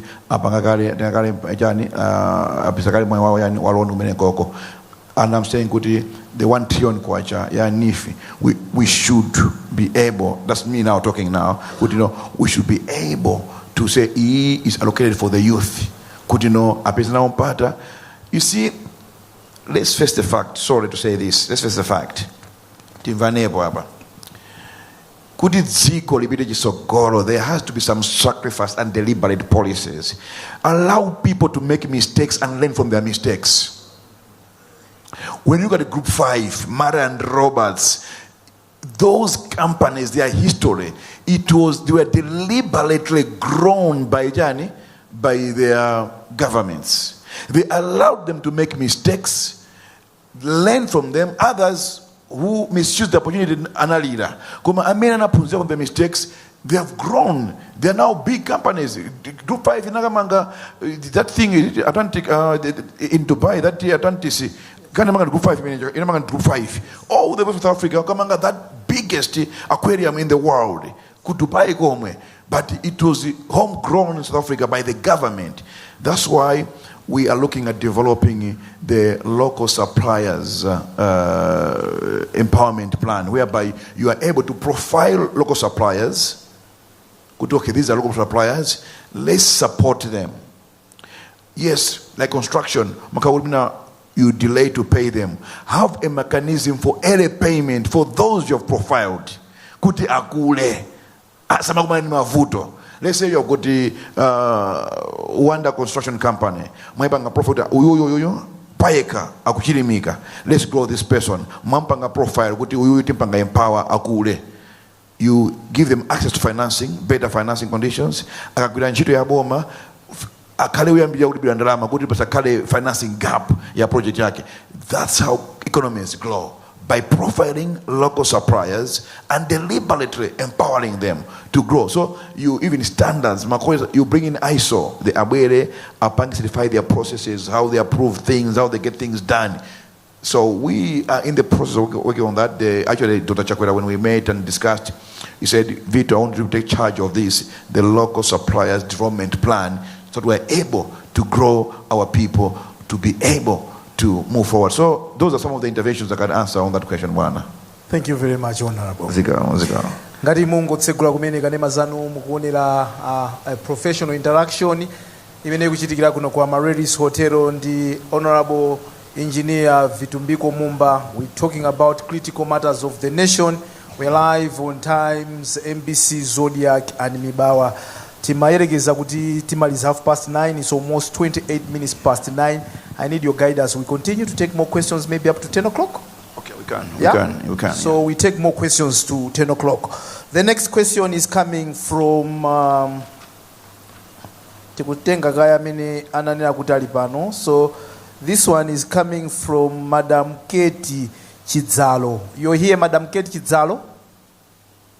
Mwina apita. Madam Katie Chidzalo, she's a social scientist, and she asks, with your background in engineering, you are seen as someone who understands planning, building, and sustainability. If elected vice president, how will you ensure that government's projects from infrastructure to youth programs are not just ambitious on paper, but delivered transparently, sustainably, and in ways that directly improve the everyday lives of Malawians? One of the reasons why our economy is struggling is because of unfinished projects or delays in completing projects. And most of the projects are political. Let's face the fact. I know a country where I worked in Namibia, on the Rose Authority. No one, campaign in Botswana, I worked there. No president, no party campaigns. If it gawina, zamanganseu. If it gawina, zamanganseu. They have got master plans that must be followed, approved by the National Planning Commission. What you campaign on is good. This master plan, you know, good in 5 years, if you do it in 3 years. How? More and the like. But we have seen since 1994, 1999, whereby projects start just a month or two before elections. After elections, I mean, a good example in Neno Road, Neno Chingeni to Neno Road, Umanguyamantama Franco. Unayamba 2014 kusira panjira, 2019 kusira panjira. It's only us, records are there. Tauyamba 2022. We're struggling with finances, of course, but we're pushing Mambangono, Ubangi Udanse Oja. 2022 was 3 years before election, so it's not a political project for us. What is my point? We should come to a point whereby we say enough is enough. I've always said, as Malawians, we have never been angry enough at the mess that these things create and cause for our country, especially economic development. So we should come to a point whereby projects are not politically motivated, but rather a necessity based on the economic growth indicators as planned by the National Planning Commission. That's why earlier on I spoke of coordination of macroeconomic policies. Are we pulling in the same direction? I gave an example of RIBM, Ministry of Finance, as well as NPC. Now, these projects, one of the major causes of inflation as well as economic downturn is the time infrastructure projects take to be completed. For instance, to Mangare line ya Malaka to Bangula, we said we raise funds on the local bond and finance it. People are not be forthcoming to invest, and the government is funding slowly a project that was supposed to take 2 years is now 4 years, simply because of financing. We must come to a point whereby we say, Tindrama Zingati. Yes, we need 5 roads. We can't start all the 5 at once. Let's focus on one and finish it, get done and we dust it, we go to another road. In that manner, you see the effect even on the inflation and even economic growth of our country. The delay in our economic growth is because we tend to do many things. Now, he asked me a question as an engineer. As an engineer, we normally give right advice to politicians. But now, as an engineer who is now this side, I can assure you, that will be history. That will be history. Let's be practical. Let's do what is right. Let's do pangono as long as we are able to finish a road and complete. Not good pangono. I know, no, that one will never take us anywhere. Thank you very much. Thank you very much. Our next question is coming from Manasseh Mukondia. You're here, Manasseh? Yes. So Manasseh Mukondia is a teacher. Your ID number is 190, and you ask, society that is self-sustaining, innovative, and inclusive. Question seems to start. Okay, let me just proceed. However, youth empowerment. I just want to check whether it starts from here or. All right, maybe let me start from here where it says youth empowerment seems to be overlooked, and even where efforts exist, they often fail to address the real challenges young people face. For example, many young people in rural areas are still struggling with poor access to quality education, mental health services, technology, and reliable information. In addition, some empowerment programs that focus only on educating girl child or supporting the boy child risk overlooking the broader reality that both boys and girls face struggles and need collaboration rather than competition. I think there's some text that is missing before and also after, because there it just ends so I hope I've captured what you wanted to ask, right? Mr. Mkondia, I've missed it? So maybe we'll give you the microphone. Can you come forward please quickly so you can just ask exactly what you wanted to ask?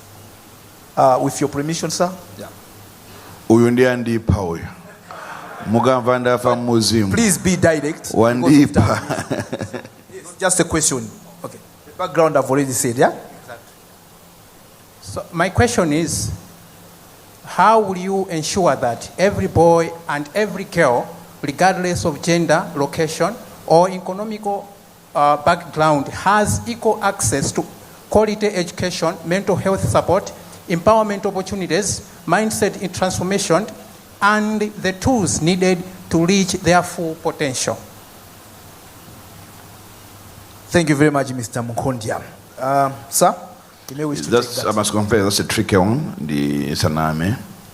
Look, there have been another school of thought that today a boy child is faced with an over-empowered girl child.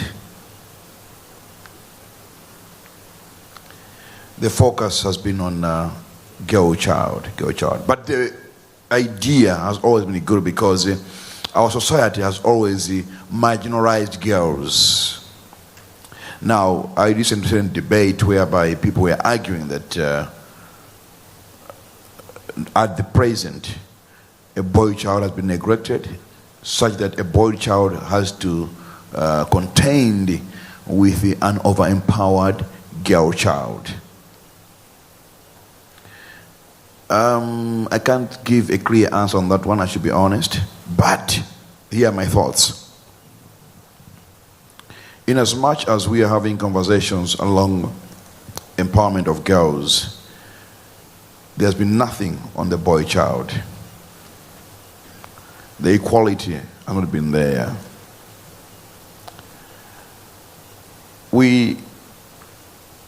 Here is a critical issue of access to education in rural areas. It's pathetic.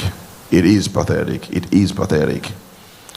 I was in the constituency where I'm constructing school blocks and a few other things. So this other day I took my kids and my wife along, that let's go together. So I told my kids, look, these are the classes that your friends are studying from.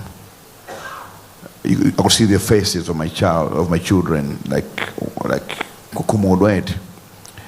Then when I was addressing the chief said, "Wana vitu wakwendanga 12 kilometers kupita ku CTSS to and fro. Kupita ku CTSS every day. Now imagine the rainy season. It means asika na maga they don't go to school. Now when they talk of girl empowerment, I believe those are some of the things. Manyamata can withstand that. Kumaenda daily 12 kilometers, 24 kilometers, to go and come back, 24 kilometers every day. Nyamata tokwanisa. But in Sikana, penance of travel. Maybe that's why there's been that issue of girl child empowerment. Could you know where they are unable to match somewhere as Nyamada Angakwanise, the girl child should be able. That's why most of girls, master schools are putting Ambiri, Ndasikana, is to run away from that. And to that effect, my wife prayed to the chiefs that I'll make sure within 2 years, Nimange CDSS Panopa, with my own money. She offered that. Actually, we went to do the car, she was shedding tears. Zona, in this day and age, Anna Maenda 12 community school. She offered out beautiful blocks and the staff room for the teachers. Kuti anawa azipuzani pafupi. So these are the challenges that people are facing in the rural areas, real tangible problems. But we require collective effort. In Botswana, Ian Khama, when he was president, had a condition ya CSR on all government projects. And he said, Azimanga, they should be building houses for old people. Once you win a government contract, as part of corporate social responsibility, umange nyumba, kumeneo kukachitoko, pesa panga identify 2 or 3, depending on how much you can manage. Chitoko, mangango classroom block as part of your CSR. Let's have appropriate CSR, you know. I was in Mozambique just now. I was giving a keynote speech, trade fair in Mozambique. When I was with my banki, we're talking of one-stop border post and ISO, whatever. Instead of doing other CSR and like, why can't you also invest in this because it helps your business, your customers who are doing business to access easy services per border and even getting certified to export their products. I think we need to, as a country, we need to start looking at those and borrow from Ian Khama that the government projects as part of CSR, kuwape mpantwaja, kutiteka ni nyumba hapo, or take any classroom blocks where the private sector must take a role in helping the government to achieve its mandate of giving services to the people. Ndemukakhala Vice President muzapempha makampaniwa nanga siti kungoona anzathu amabanga ife siti banga chifukwa chani nawo anthu akufuna kusankheni nokha Vice President ndi anthu akufusani kuti mwina anzanu samaganiza choncho inuyo nomene mukunenera mwakaziona maiko mukakhala Vice President muzauza makampani aja kuti nakaziona ukukwakhama ukuanzana amamanga nanuso yambaniko kumanga ma school block. Is that what you're telling us? Exactly. I think as I'm putting across, I've learned this elsewhere. Those are some of the ideas we should be championing. Can we move this way forward? Those are the things that, coming from this end, I will be championing, proposing, because remember, it's a collective effort, so no one man's sure. But it's one of the things we can push forward. Thank you very much, Honorable. We move to the next question. The next question is coming from Lloyd Chirambo, and is also a teacher. Mr. Chirambo, you here? Yes, here is your question, Mr. Chirambo, to you, sir. He says, Honorable Engineer V.A.Z Mumba, how are you going to improve education standard in Malawi when voted into power on the 16th of September? Follow-up question. Why should a teacher vote for MCP on 16th September? It doesn't get more specific.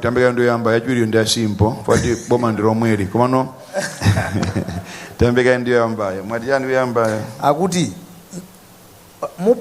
mukonza bwanji maphunziro education standards in Malawi when voted into power? One of the things Chakwera has done is trying to look at that decision to split Ministry of Education, higher education, the basic education is going towards that. Because look, people, and I agree, we look at ADMAC, for instance, as an example. It has failed in the past years to fulfill its mandate of agriculture development and marketing, you know, because it's too big, you know. But now there'll be some structural changes and the like adjustments here and there for it to be functional. That's why now it's ticking, but it will take some time before it's fully ticking. The education sector has suffered a lot. We've diluted a number of things, and we have not. The time we had the temporary teachers' employment in school, that again, we lost that thing was bad. That time, that thing was bad, and at the end of the day, we've messed up. That's where things are getting wrong. But one thing you must understand is that I remember one time Obama, when he was being asked about Iran, he said relationships that have been damaged for long cannot be corrected in a year or two. Chakwera has split the ministry into two to make sure that there is focus on basic education and there is focus on higher education, and that you continue the next 5 years. It's all aimed at addressing the challenges of quality education. There should be focus. One minister and our PS and our directors focusing only on basic education. What do we know? Higher education. So it's not a thing that we would do tikadusa komatachia mbakale, because it was not just kutia jagwera ngudzuka nipanga spirit ministries. It was based on information given by technocrats as to what are the challenges that we are facing in the education sector, and there are some structural adjustments and changes that are taking place. I can't say much because I'm not very much conversant with what is happening, but it's a thing that is being addressed. But one notable one, which everyone knows, is the spirit of the ministry into two, to make sure that there is focus on each type of the basic and also the higher education. Now the question would be, why should a teacher vote for MCP or Chakwera? For MCP. Basically it's Chakwera, because Chakwera is MCP, so you're voting for the candidate. You see, if I'll give you two answers. Number one is political. Chakwera is trustworthy, is honest, and is sincere. That I believe and I know. So if I'm selling Chakwera to people, I tell people, vote for Chakwera because he's an honest man, he's sincere, and he's trustworthy. He's the only president who accepts where things have gone wrong. In politics, they say admitting a mistake is a weakness, but for him, he allows to be vulnerable because he's a sincere person. Safuna Gudi as bang as Ndale as usual. He is a different type of politician. So that is what you need from a leader. And politically I can answer that way. Technically, why should someone vote for MCP and also Chakwera? I teach her. As I've said, there are some structural adjustments that we are carrying out as far as the education sector is concerned to make sure that there is good access to good education, quality education for our students in primary school, secondary school, and also universities. We are in a fix, to be honest, one than everybody. I've got my cousins, my nieces at Bunda, at the university, at MUMBA. The situation is really bad and terrible, whereby they have to rent houses, they have to cook and that. Instead of a student focusing on education, the student spends most of the time focusing on their welfare. And what type of graduates are we getting from education, from colleges? Those are some of the things that we are discussing internally. Can't say much today, sorry my brother, but the discussions are there looking at those kind of things that are affecting the education sector. For now, I think allow me to stop there on that question. Thank you very much. We're moving to the next question. It's coming from Panji Winston Chirwa. Sorry? No, we still have 14 minutes. 14 more minutes of questioning. We have a question coming from Panji Winston Chirwa. He is a lawyer, a legal counsel. He says, is this question coming starting from here? Zona Apanji, Nanusu Apanji is a friend, is a Deputy High Commissioner of Africa. Okay. He says, okay, so here we have a what? What concrete institutional and regulatory frameworks government is putting in place to ensure that the holding of the critical commodities such as sugar, fuel, and cement is decisively dealt with once and for all? Number two, what? Okay. Okay. This touches on trade.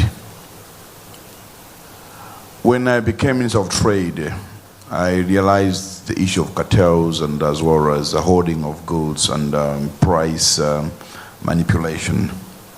So I looked at the law, the Act, Business License Act of 2012, and also Safety Sea Act and many other things. I had to go through them and found that I have no spine, I have no teeth to bite anyone doing that, apart from more fines and all that kind of stuff. Was taking a shop for 2-3 days, but nothing much. Now it's when I asked the president to give us a lawyer, and the president accepted. Within a week, we are given Director of Legal Services, Counsel Chapusa Pili, who is with us at the Ministry of Trade Industry. That is our work. And his first assignment, Tinampasa Guti, I am being consultation on 2 bills. The one I mentioned earlier, the Essential Goods and Services Bill, as well as the Economic Sabotage Bill, but also to revise the Business Licenses Act of 2012 so that we can put more punitive measures to those people that are holding and many other things. Could you know, we should be able to revoke their licenses at any point in time we found that they're guilty, whereby it's court, injunction and the like, but it should be clearly laid out that even it will be difficult for him to go to court when you have got concrete evidence. We have benchmarked with other countries. It's happening elsewhere. But because of how our laws have been drafted. So it's a thing that we are working on and we are consulting. I had thought by now would have finished, but it requires wide consultation. On the same, Wanda and Council Panji, glad to see you here, and everybody.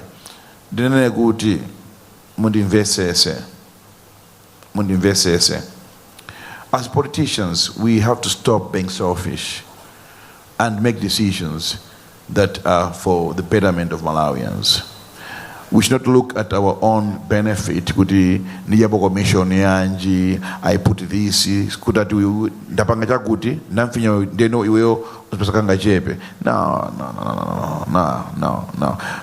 You see, that time I had a press conference regarding the issue of cement. The calls I received, the PAs and directors trying to stop us from doing that because they knew that some other people who are benefiting from the status quo, their issues will collapse. The pressures we are getting from people, not with the government, but those who are unscrupulous traders.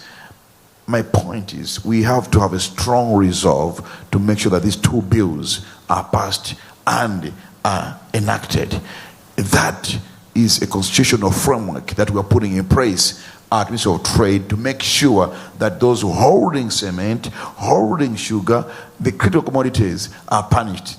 And again, the issue of essential commodities and services bill. Tunena ku tea. Many Boma cap price ya fuel per liter. Boma should cap the price on maize, essential goods on what? Services. Kudichima ngantengo agyo, tadusiapa. It should be by law.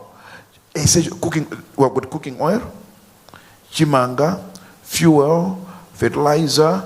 There are few, about 7 or 8 essential commodities.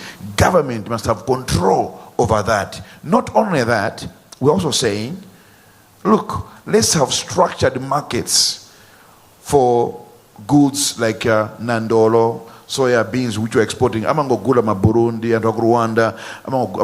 They change the black market or the border, they buy in quachas. Let's have an auction floors for such products, such produce. In that aspect, we'll be able to even get revenue from soya beans, from sugar beans, from our groundnuts, from our Nandolo, all that kind of stuff. So all those are the ones. I'm not talking about Tizapanga, and I've never, every time I've had a chance to speak to the media, I speak about them because I know we are progressing and soon they'll be done. So those are the structural constitutional frameworks that are putting in place to make sure that these things have come to a halt and no longer there. Quickly, just an addition. You talk about capping the price of essential commodities. How do we do that in an economy like ours, which is liberal? We have a liberal economy. At the same time, the cost of production, for maize, atuse thumba la chimanga. The amount you talked about the fertilizer kuti amene tikugwisa ntchito chaka chino is maybe times 2 amene tinagwisa chaka chatha. How then do you tell this farmer who's had so much to produce a 50 kg of maize to cap the price when we don't control the cost of production? Komanso mu economy yokuti it liberalize like ours. Remember, the law does not work independent of the other existing frameworks. That's number one. So, as a democratic country, you always make sure that whatever you're coming up with does not contradict with others, but it's within the framework with others. As in Zodiak, other countries do that. There are a number of issues that you have to look at. Okay, this is the farm gate price, whatever. Don't take as much as you can, which we know. It happens elsewhere. Look, we are a liberal economy, yes, but for whose benefit? It was 1981, from 1981 to 1999, where we liberalized our economy, but for whose benefit? Not for ourselves. The moment we started liberalizing our economy is the time our issues started, our economy started breeding at that particular time, and we've never stopped breeding. Our friends refused to do that. We should look back and say, was this the way to go? That's why Kamuzubanda had his own Tambala food products, had the PTC, so that we Amapanga control. When those things were privatized, you saw in a shop like Mabwera, Machancha, Mabwera, because it was free for all. What have they done to us? Where's PTC now? Where's McConnell? Where's Chipiku now? It's because we blindly liberalized our economy, tried to get loans from one bank, but for whose benefit? These are the conversations as Malawians and economists we should be having. Capping prices in a liberal economy is possible. We've done our desktop work, we've consulted our team of legal people and trade officers have gone to other countries where this is working. It's how countries control inflation. It's how countries shield their local people from being exploited by people who mini governments. Now na eneo WhatsApp group nditu atabwera kunyumba mwenye, kwa office mwenye. Kwa office kwatu. Apesa hapo yene hapo. This WhatsApp group. I'm being threatened if I don't increase the price of oil, they'll fix me these guys. Help me mpanga banji. And this is true. I'm not speaking about what is Zagunja, Ineo, Azinduna. I coach a post. Let's look at the law. But Abana, we need this bureau. Economics increasing otherwise. And this is really happening. You look at the meeting has in Pakatipa, like February, March, there's nothing economic shock that happened in Malawi. Just a few people conniving, let's fix this government. Let's fix this government.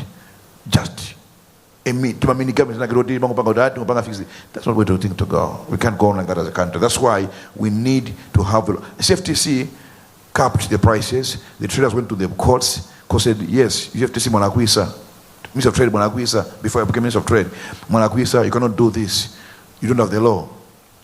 So we don't have the law. Let's have the law sort of teeth to bite and be able to do that. I hope I've clarified that, Wanda.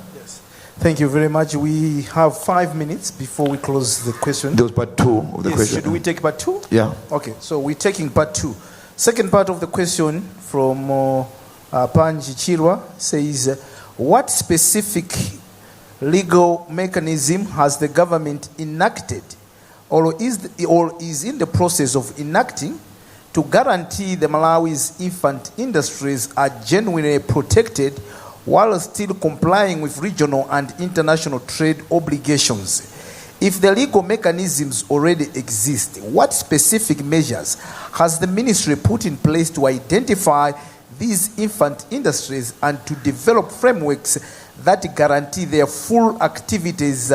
Different products, e.g. sugar and cement, market dynamics and food security are affected by corruption and syndicates or cartels whose sole purpose is to enrich themselves and derail government effort in delivery of its promise to Malawians. From newspapers, government briefs, and the general analysis of some of us is that government has been doing a good job to counteract these issues, but it has been seen as merely firefighting rather than dealing with the root causes of such problems. Going forward, what programs have been put in place? What programs, I beg your pardon. Going forward, what programs have been put in place to ensure cartels, corruption are dealt with completely? So it's a very long question, but I think just I'll try to attempt. The issue of infant, before I go to the infant business and the like, services budget. There's one key thing that people don't understand. Rentals. They are the services we're trying to cap the prices. Ineo sinichura because as on nayo ena kina panga rent building yao anaongeza ntengo from nowhere apanga double ntengo. You know why? If you don't get out of my building, then a week later I'm appointed the Minister of Labor and I sent ntengo rent back to the normal rate. This is the truth. Our Kalagu UK and among my buildings Unogo, they take some of these people take Malawi as a business area for them to grow. Once they grow, they leave, they go and stay in Dubai and London. Now, if the cost of living there has increased, what they do, rentals take Malawi. There are countries that put a cap on the rentals per square meter of buildings. Could this area, this is so much. Can you go napanga jantunduanji, but this is what? Square meters, this is the rent per square, this is $12 per square meter. Now, the cost of rentals, akapanga double. Let's say now, I've got a shop, Nukrisa, my groceries, I'll rent. I'll factor in that rental into the product and transfer on the consumer. The cost on inflation by the rentals by these people anyhow is too huge on our economy. Kulibungwe ku Ministry of Lands yoti is karapansi ku pagano is easy, but people makateozo amapanga frustrated up to now. Chakwe is trying to push. I think now Abangano identify my board members we should be looking at this, could tipange control my rentals, but as trade, because it's services as well, people come to us on that one as well. We are putting it into the essential commodities and services bill. We should be able to control my rentals. But other countries, like for instance Botswana, the Botswana Housing Corporation, Namibia, National Housing Enterprise. You see, the funny part is BHC, Botswana, was born in 2002, if I'm not mistaken, but has built houses 5 times more than MHC, which was founded in 1964. You get the point, huh? Yamba kumene BHC, Botswana Corporation, but they have built nyumba 4 times 5 than what Housing Corporation for Malawi MHC has built from 1964.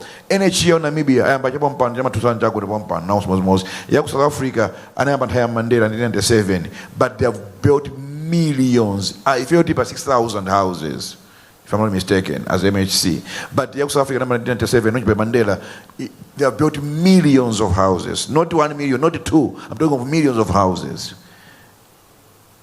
If MHC had commercial properties, and as VP and Tengo Wanyuba all these people that raise my rentals will come down. That's how you control prices in the liberal market. Those are the things as a country we need to be moving at. Okay, state-owned commercial properties, state-owned houses, those determine the prices of rentals for my nyumba and my buildings. Now, going back to the question, Mafusa, it's talking about, I think, a lot of... Okay, yeah. On that one, you see, I don't know whether... Let me just check. Can you read this? The whole of it? Yeah, just the heading. Okay, Local Suppliers Development Program Framework. Mm-hmm. Yes.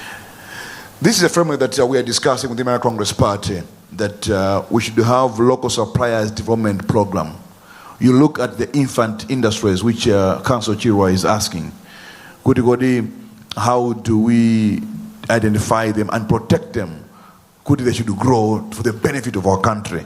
So we're talking of the objectives: enhance local content, build supply capacity, promote economic growth, strengthen supply chain resilience, and ensure compliance and standards. Then we've got an implementation plan: supply identification and profiling, capacity building, market access and integration, access to finance, and monitoring and evaluation and certification. So these are the things that we are looking at. and have my key KPIs, which are identify, or protecting you from whatever we can protect you from. And just to add on that, it's now at cabinet level. I can say this because for my ministry, Chakwera had directed that we should be able to reserve some businesses for Malawians. In Malawi, Gunoko, Tinima restaurant in town, operated by foreigners. Kumeta sisi mababa shop kodi ndevu zamai panyamato banda ndevu zamai atimete anthu akunja tukatoka titingametane tukatoka yai pasite mono paja kulilongwe you find oti anthu akunja they are owning baba shops tinima transporters oti they are shunting locally in other countries. A Malawian sakagule truck ku Tanzania au Zambia au Mozambique ndipo anga shunt from Kilimane to Tete. Kuna Malawi kunoko foreigners are shunting Lilongwe Kota Lilongwe Salima, keeping Malawians out of business. Now we have identified 27 businesses that we are saying these ones we are reserving for locals, no foreigners. Now when I took it to cabinet at that particular time, there were some, I said, no, people said, okay, let's add tourism sector because let's house investor let's house. Come on. In other countries, foreigners can only invest in 5-star hotels and above, period. But no, it is free for everybody. That's how you indigenize the economy.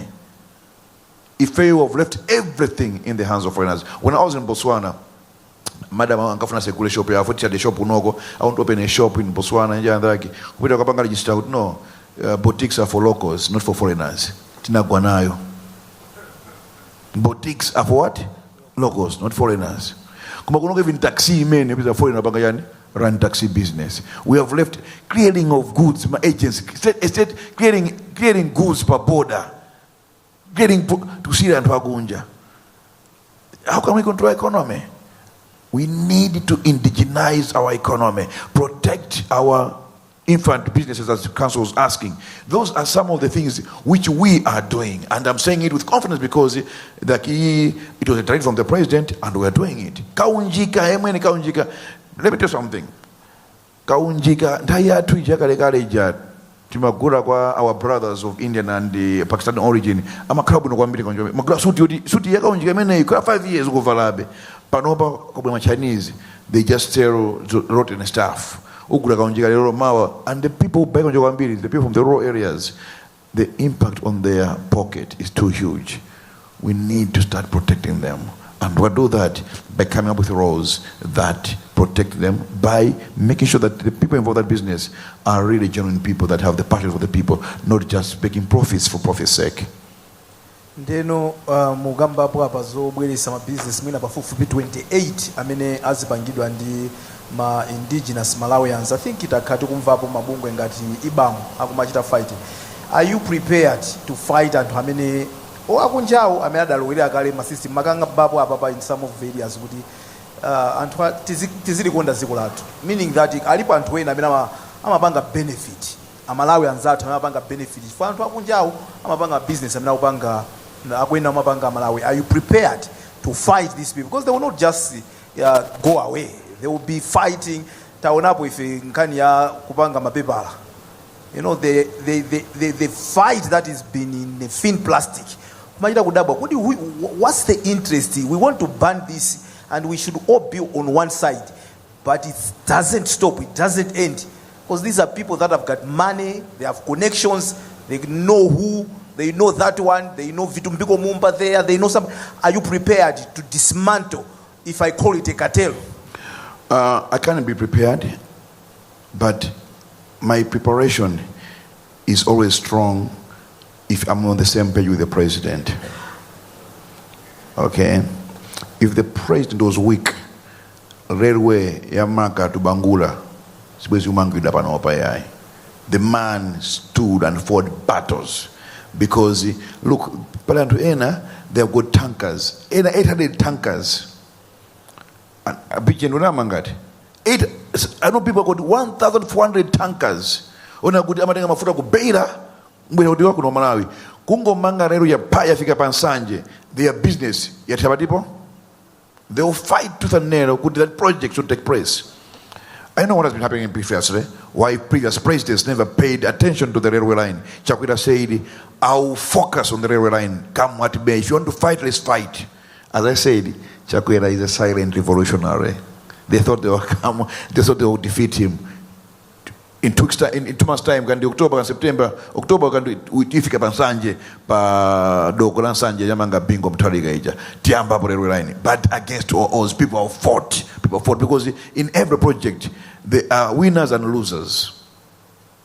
As you are saying, thin plastic and like now I had a chat with the president in Mzozo. I was from Namibia that time. There are these things. Can you manage? Yes, I can manage. Okay, go and do it. That's why I can speak confidently, because it takes the president's backing for you to have your strong resolve and move forward. So yes, to answer your question, I'm more than ready, and we are winning this one. If it was not for Konjes Lapo, that tourism sector, and Hambiri, Amamanga Maloja and Hakunja, Munyanja Muja, you never would Kroji popular than Google. But they use for money laundering. They'll get their data money and create invoices and bank in the system and the clean drama. That's a fact. That's what most foreigners are doing with those kind of lodges. So we need to stop that and deal with them in that aspect. That's why you have a delay. But I know good they could implement that thing. Thank you very much, Honorable Mumba. I'm afraid on that note tifike kumapeto kwa question time tipepese kuti sitinakatha kutenga mafunso onse ena so mulimo muno mafunso anu tinapanga tiki kutitenga koma chifukwa cha nthawi mutikhululukira kuti sititha kutenga. Ndimaona mafunso ndithu abusa akausire, ndaonapo mafunso abusa amfune, ndaonapo mafunso abusa asaiti, ndiyena amene sitinathe kutenga mafunso anu. I see a hand up. Honorable Minister, okay. I don't know, should we recognize that hand? And yeah? Okay. Yes, please come forward and tell us why you are rising on a point of order. Madam Ucheka, I'm taking your position now. I understand entirely yata. Kumano na idenga ya zero, considering uti maybe we are not have this platform. So the mavesera mwachidwi kupanonda kuti some of the critical issues sana pangidwele izi ngati boma maziwa kulinkana yokuza AIP has been used by all governments, not only MCP but all previous governments as a campaign tool. Komano, considering AIP program is not sustainable if we really mean business as a country to move forward. For instance, there is a organization that ADMAG is providing about 4 million bags of maize, of which, according to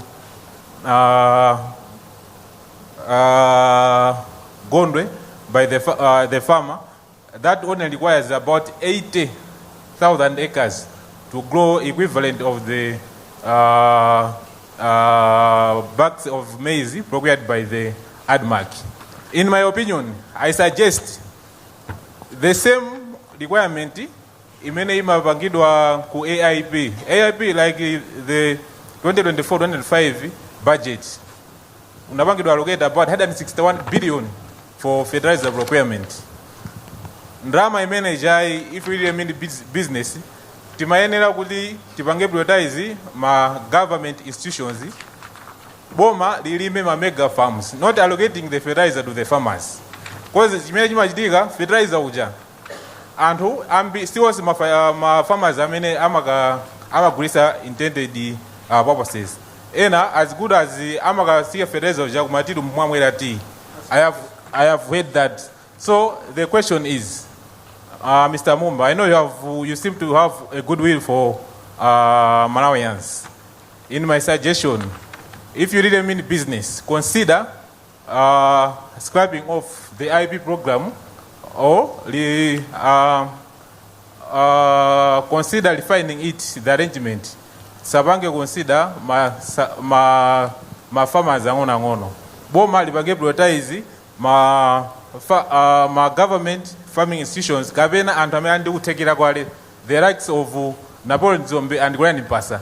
Given the opportunity, akoza kulima chimango chokwanira equivalent kuti akoza opanga stabilize the market ya Malawians. Sorry, Wanda, I understand, but I have one additional question. I also said about to do with energy. Currently, in Azalina issue kuza Malawi electricity program. Chimene chimachitika panopa system imene amalumikiza magesi amatubisa madera kumizi. Komano you may find out kuti line ya magesi jamata kupanga connect 30 kilometers away. Abanga connect makastomers ako muzi, makastomers amene ajawa their livelihood. Some consumption yao ndio chepa. To the point wodi return on investment. Simaguriza na investment imene abanga construct line ija kuti ikafike kumene kuchako. My suggestion imene manena kuti they should target the farmers. The purpose is farmers aja tika line ija when started kupita kuminda kuja. Antu aja azikalima akalima. Thank you very much. Akala ndi ndalama. Yeah, because I think I see more hands now and you're taking too much time. Maybe if you could just go straight to the question, please. I know you can give background, but just what is that, a comment or a question? Of course, it was just an extension to the... yes, where you're talking about that AIP does not work. Yes. So you're asking him whether they can scrap it off. Yes. Yes, so that's understood. But if you can, just one additional. Okay, I'll give you 30 seconds, please. Yeah, okay. The last question is to do with the capacity to Yama gas. Panova, we have more independent power producers, particularly from solar. Komano, the cost of solar. Let me answer you that one. I know the answer. Where you're going to do. Number one. Yeah, my mega farms. I think I was going through my document here because I've got what I call the ATMM economic transformation document that I've come up with.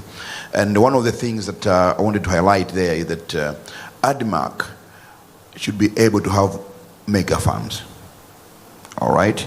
ADMAC should be able to grow maize and not buy from people. Apart from buying from farmers, as really mass 40 people want to import from elsewhere. The ADDs, they should have mega farms.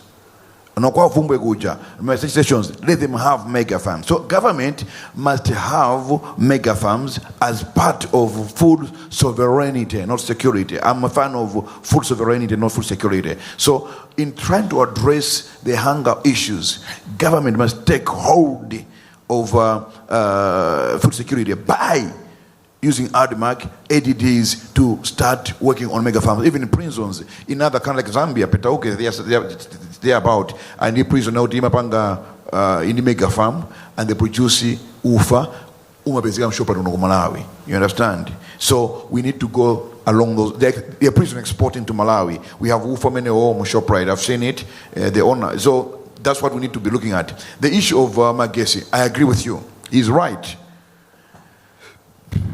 Solar, the storage and other stuff. Kurima Designs are 2 hydropower projects along Bua River, Chazombo and Chizuma and Kazombo on Bua River that can produce 50 megawatts. But because Mambuyomo, Bomalam Mambuyomo, Amadi, we can develop Central region. They were looking at Kwatu. That was the challenge we had at that particular time. But now we need to develop those hydropower stations. There is one on Fufu, South Rukuru River, Fufu hydropower station that can produce 250 megawatts, which means we can be able to export some of the electricity. We can't put all our eggs in one big basket along Shire River where we've got floods and situation every year. Palibe Jaga, Shire River, Kumakarapanda floods, or situations. And our hydropower, there's always interruption in production. So we need to look at the South Rukuru and the Bua River and develop the HEP stations there to feed into the grid, apart from the IPPs are doing with solar. Because solar, indeed, is expensive in terms of surges at night and the like, story and the like. So he had the point. I had to answer that one. I think that was your question, isn't it? Thank you so much. Thank you very much, sir, for your question.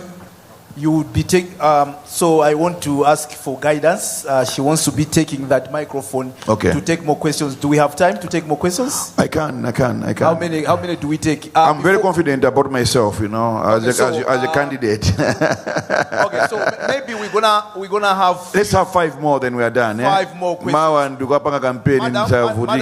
Madam, before you give the microphone, I'll be recognizing the people that you give the microphone, because there are those that raise their hands first. So please allow me to point to you where you must go to. First, go to that gentleman that is standing. Okay, and then I think you can come to Abu Samfune. And then there is a gentleman out at the back. Another one there. And lastly, a man in a white shirt. Yeah, please be quick, straight to the point. What is your question, sir? Thank you very much, Honorable. What's your name and what's your question? My name is Lord Melvin. I'm the CEO of Tradex Investment, and I run a few investment companies. Now, my question is, what is the Ministry of Trade and Industry doing to aid youngsters who would like to enter into manufacturing and industrialization? Specific focus being in industries like cement production, fertilizer manufacturing, of course organic fertilizer, which would have an impact on the economy of Malawi. Honorable Minister, this question is coming from a background of myself being a serial investor who has actually tried to put up a few industries. As I'm speaking right now, I have brought in machinery into the country. I stay right in Yonaperi, just 5 minutes from here. I've got machinery which is sitting at home, but because I had no aid from the government, when I went to China to negotiate with the manufacturers, it took me another 1 year for me to raise the capital, and then it took me another 6 months to raise the funding for the shipment, etc., etc. So as I'm talking, right now I'm at probably about 1.5 years into investment. I've got machinery sitting at home, so that I can now go and put that plant. At the same time, I managed to get a little bit of money, and I have put in a request at the bank, which has taken probably another 4 months right now. Sinaduse request for us to increase capacity. So my question is, what is the ministry doing to aid youngsters like myself? I'm only 24, by the way. I have been in business for the past 9 years, since I was 15 thereabout. So what is the ministry doing to aid us? Just a small clarification, sorry Wanda. To just clarify Pangono, I believe most of the cartels which the government is facing, it's just my belief and my analysis, it's because some other governments invested in those people and built those industries. So because of that, the loyalty seems to have tilted to those people. If we could have a government which prioritizes golden eggs, just like what the government of Germany did, the government of Singapore, the government of Japan, where they prioritized golden eggs, raised youngsters like myself, who became indebted to the government, who became indebted to the nation, grew the companies, and then listed them on the stock exchange, as you have said. I think probably that could be the way to go. However, I am keen on hearing from you, Honorable Minister, if you are a man who walks the talk, talks the walk, or talks the talk, whichever, we want to know, to say, what are you doing to aid youngsters like myself? Thank you very much. Thank you. Industrialize. Thank you, sir. Can we take the questions, or you'll be answering every question? You have said something, come on, exactly your observation, and I had to. You have said something which some of us try to be politically correct, but not saying it. The issue of other governments invested in them, and they tend to have loyalty to the other side. That's what's happening with the price increases and the like. It's all about loyalty to previous government that created them, and some of them have told us in our face that I was created by so this is what it is. So anyway, your story is a sad one. when I was when I was appointed the trade minister the first month, I went to visit Mark Limited in Kumpemba, the only company in Malawi imene upanga powdered milk. When I went there, it's a sad story. The gentleman wrote a proposal to one of the government-owned institutions for funding. And I'm going to evaluation of the proposals. Anatenga proposal kupasa mwenye.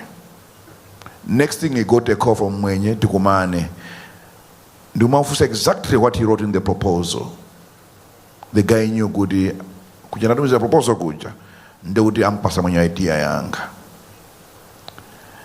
Every time he calls that particular institution, state-owned institution, for help, my brutics, my image of Muyanka, until you had to go elsewhere and got bigger wrongs.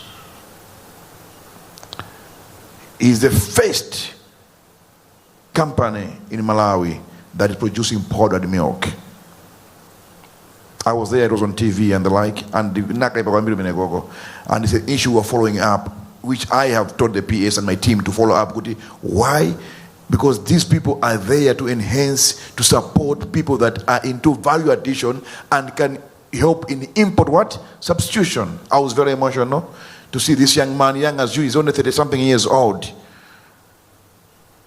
If you saw in the trade fair, Luti Memenda President, some in Africa, not your excellency, that's that gentleman. He had to change his route, company encourage and console him for what he went through as a young entrepreneur. That's what we Malawians do to each other. Wakuda nzanga wabweleza proposal, ndukapeleka kwa mwenye, kuti apashe ndalama, uyu ndi mukie. That's who we are as black people. We don't support each other. The problem is us. We are a problem ourselves. We must start to love each other. Some people say they love God, but if you don't love someone who is next to you, love this brother you are faced before you love God. Show your love by loving your brother.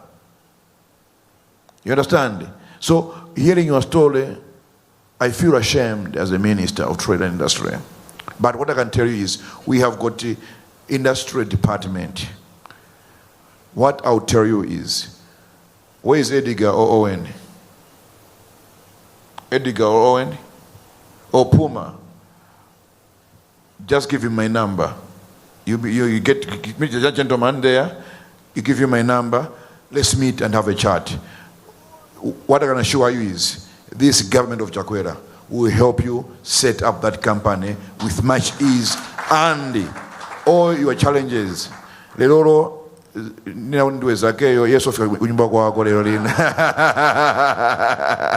thank you so much. So you get my contact from him and let's get in touch. If I don't do anything, shame me. You understand? That's the challenge I'm giving you. If I don't do anything about it, shame me in the media. Wanda, bring on hot current. Yes, I'll bring you on TV. On hot current. That's what I'm trying to tell you. Please get my number and we can get in touch on that one. But I can assure you, this government of Chakwera will help you no matter what happens. That's what we need. Youthful entrepreneurs who can help. The way I was speaking, that's when I said the youth are energetic and angry. That's what I said. That's the anger that we need to harness positively towards economic development of our country. Thank you so much. Thank you very much. Thank you very much. I recognized a hand from Pastor Mfune there. Yeah? Pastor Sorry, I am standing as a lecturer. Of course, I'm involved in those things, but I'm standing as a lecturer.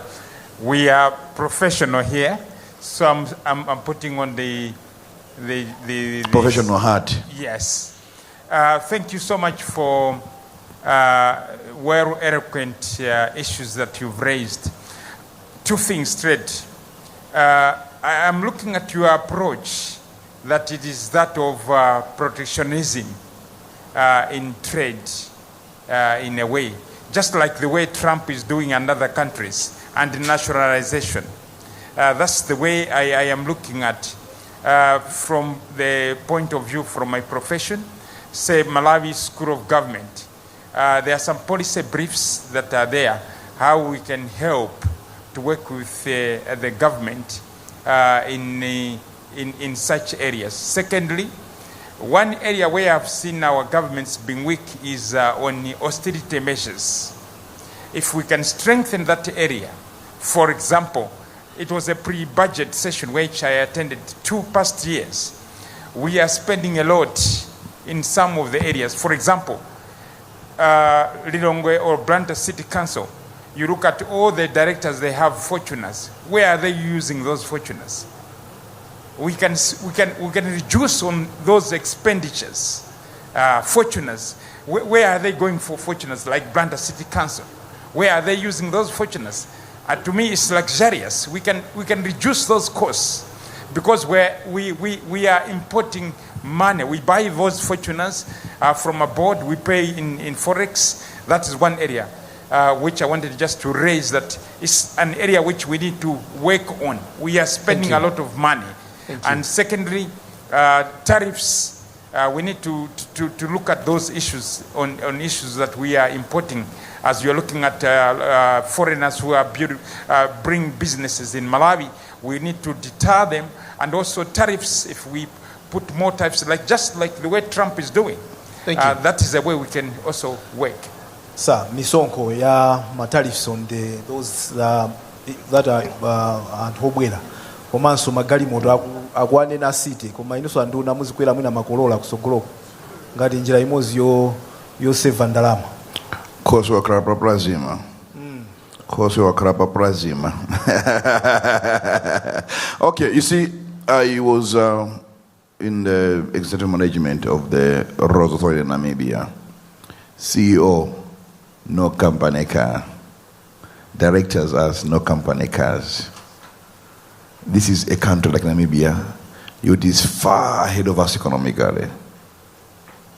You know, same thing with Botswana. No company cars. South Africa, no company cars for parastatals. Those are some of the discussions we need to start to be having as a country. So I understand where it's coming from. And I'm speaking of experience because I've been where, I'm referring to where I've been and what I've seen. I was a director there. No company car.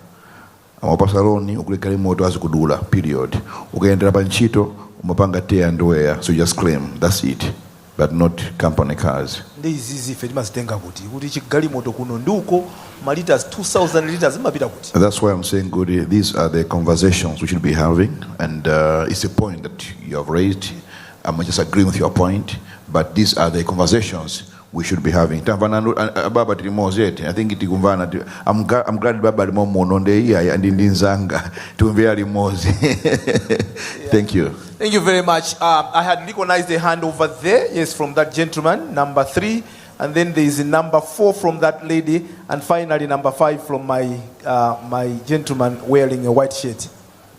There is a microphone coming to you, sir. Ma'am, here. The gentleman is over here.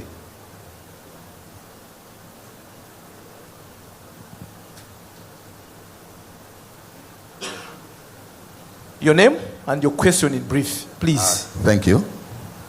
My name is Pastor Joseph Tom Mutariga. I'm a son to Mr. Kalan Tom Mutariga. I wanted to ask you, sorry, I'll put it in Chichewa for the sake of others that do not understand English. Ndimafuna ndikufuse ni kumbali ya chitetezo.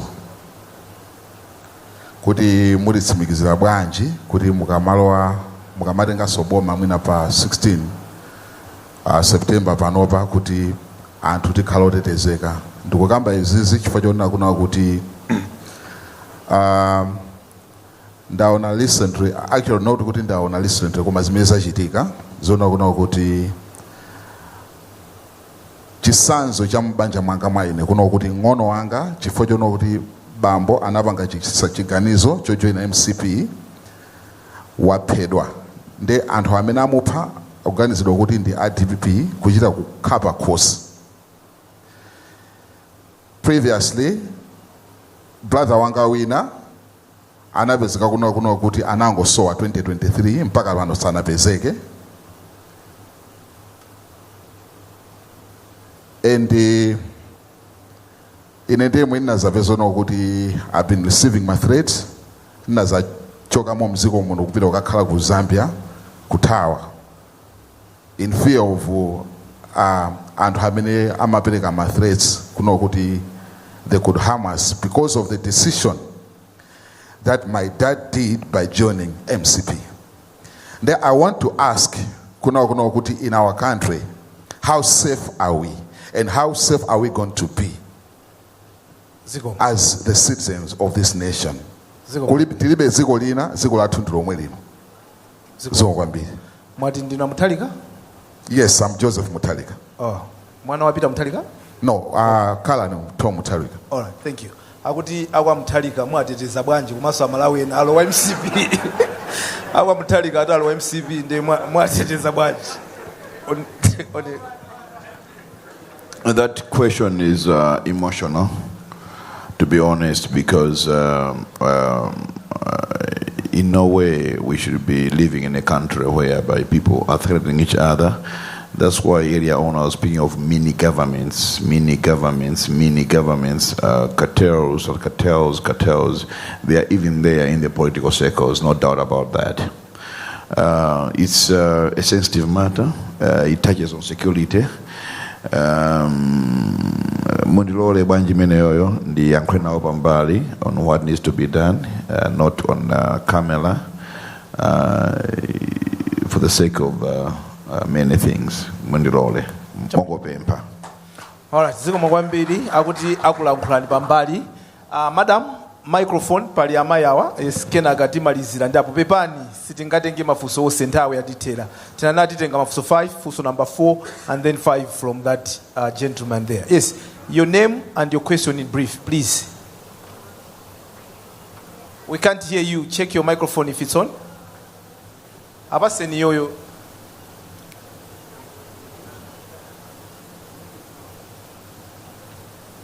Sorry to ziko mwambiri. My name is Lillian Azizi.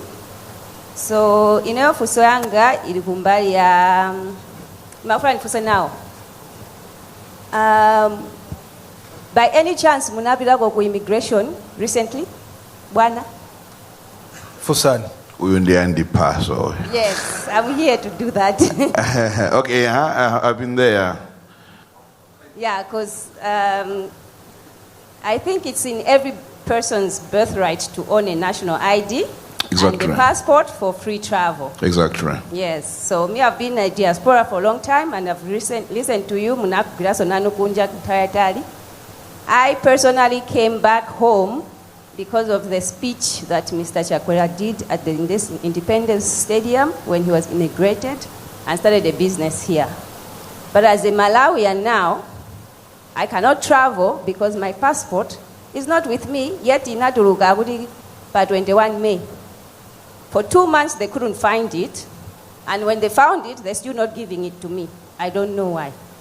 So I don't know and also why you don't fire people if they don't work. But I think you have to look into it because it's really, really a big problem. It's a mess. When people go there, they are piling up each other. It looks like a hospital.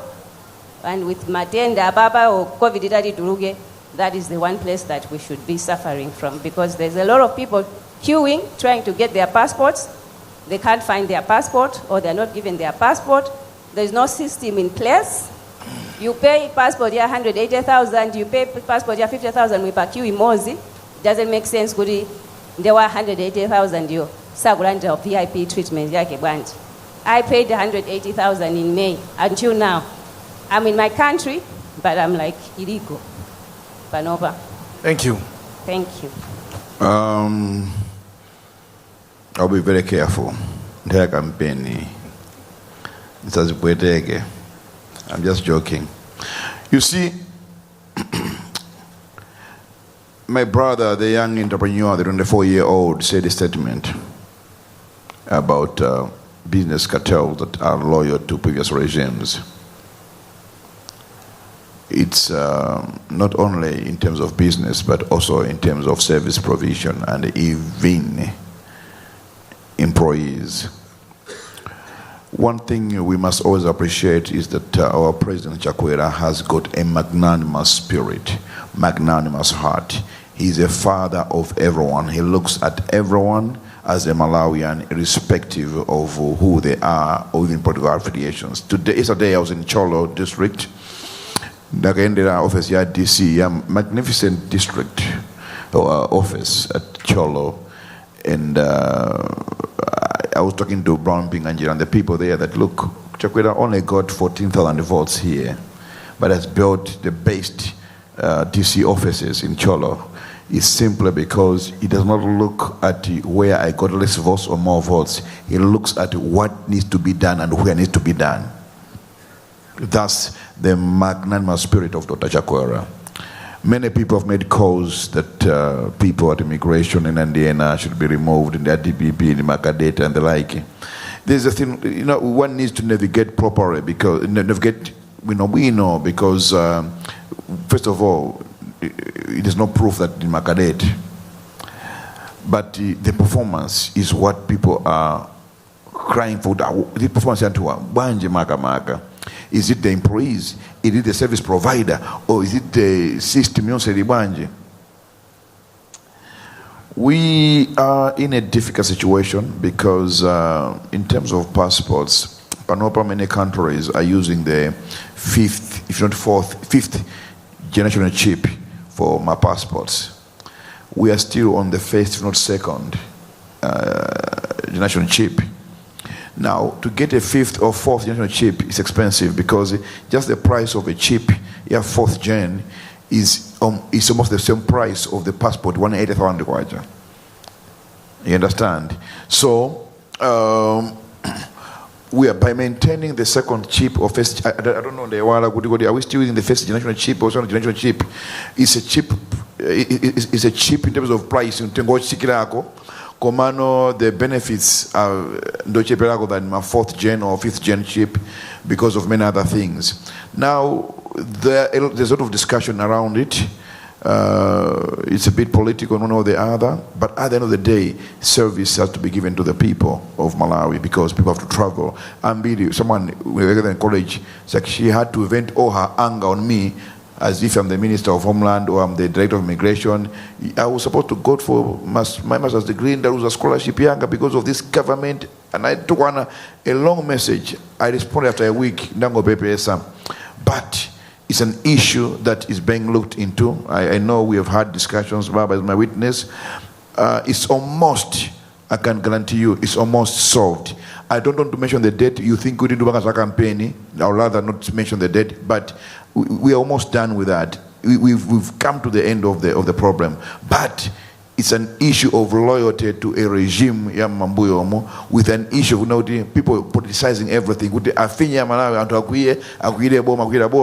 It becomes political. So it's all political about people who are still loyal to some regimes. Instead of being loyal to the government and the people, they become loyal to a party that rules the government. And that's what we must win ourselves from. That's why I speak of people of politics. Let's look at the people and the service to the people than serving political masters. The problem is poverty, and the Bible says poverty is a curse. People tend to sell their souls and their lives, even professionals, for the sake of economic survival. So, madam, I understand. Unlike him, yours is a general issue. It's a general issue. What I can assure you that we are almost at the verge of finalizing the processes to make sure that passports are being printed again. I believe it should be done before even elections. Yours is printed. Baba yamhanaye muntu meet him afterwards, the Minister of Transport. Okay, then you handle it for you. I know why, because he's involved at some point in time. So discuss with him, he'll help you to get your passport. Yeah, I think, so in general, he answered the whole issues to do with passport issues. In particular, I think you're going to meet Honorable Marondera so that you can discuss about your personal issue. But I think he was attempting to answer now in general the issues to do with passport. But I hear they are printing in Lilongwe. They haven't started printing in Blantyre. You say it's because of systems. The thing is, it's IT staff. I'm told it's IT staff whereby we do it. Print, until it has, the system, self-improvement as you go along. Once it's fully set, you now transfer it to another journey, another center. So I still believe that. That's why I'm saying next week, when I say before elections, I know, by before elections, Nzuzu, Mangochi, and Blantyre, they will be up and running as well.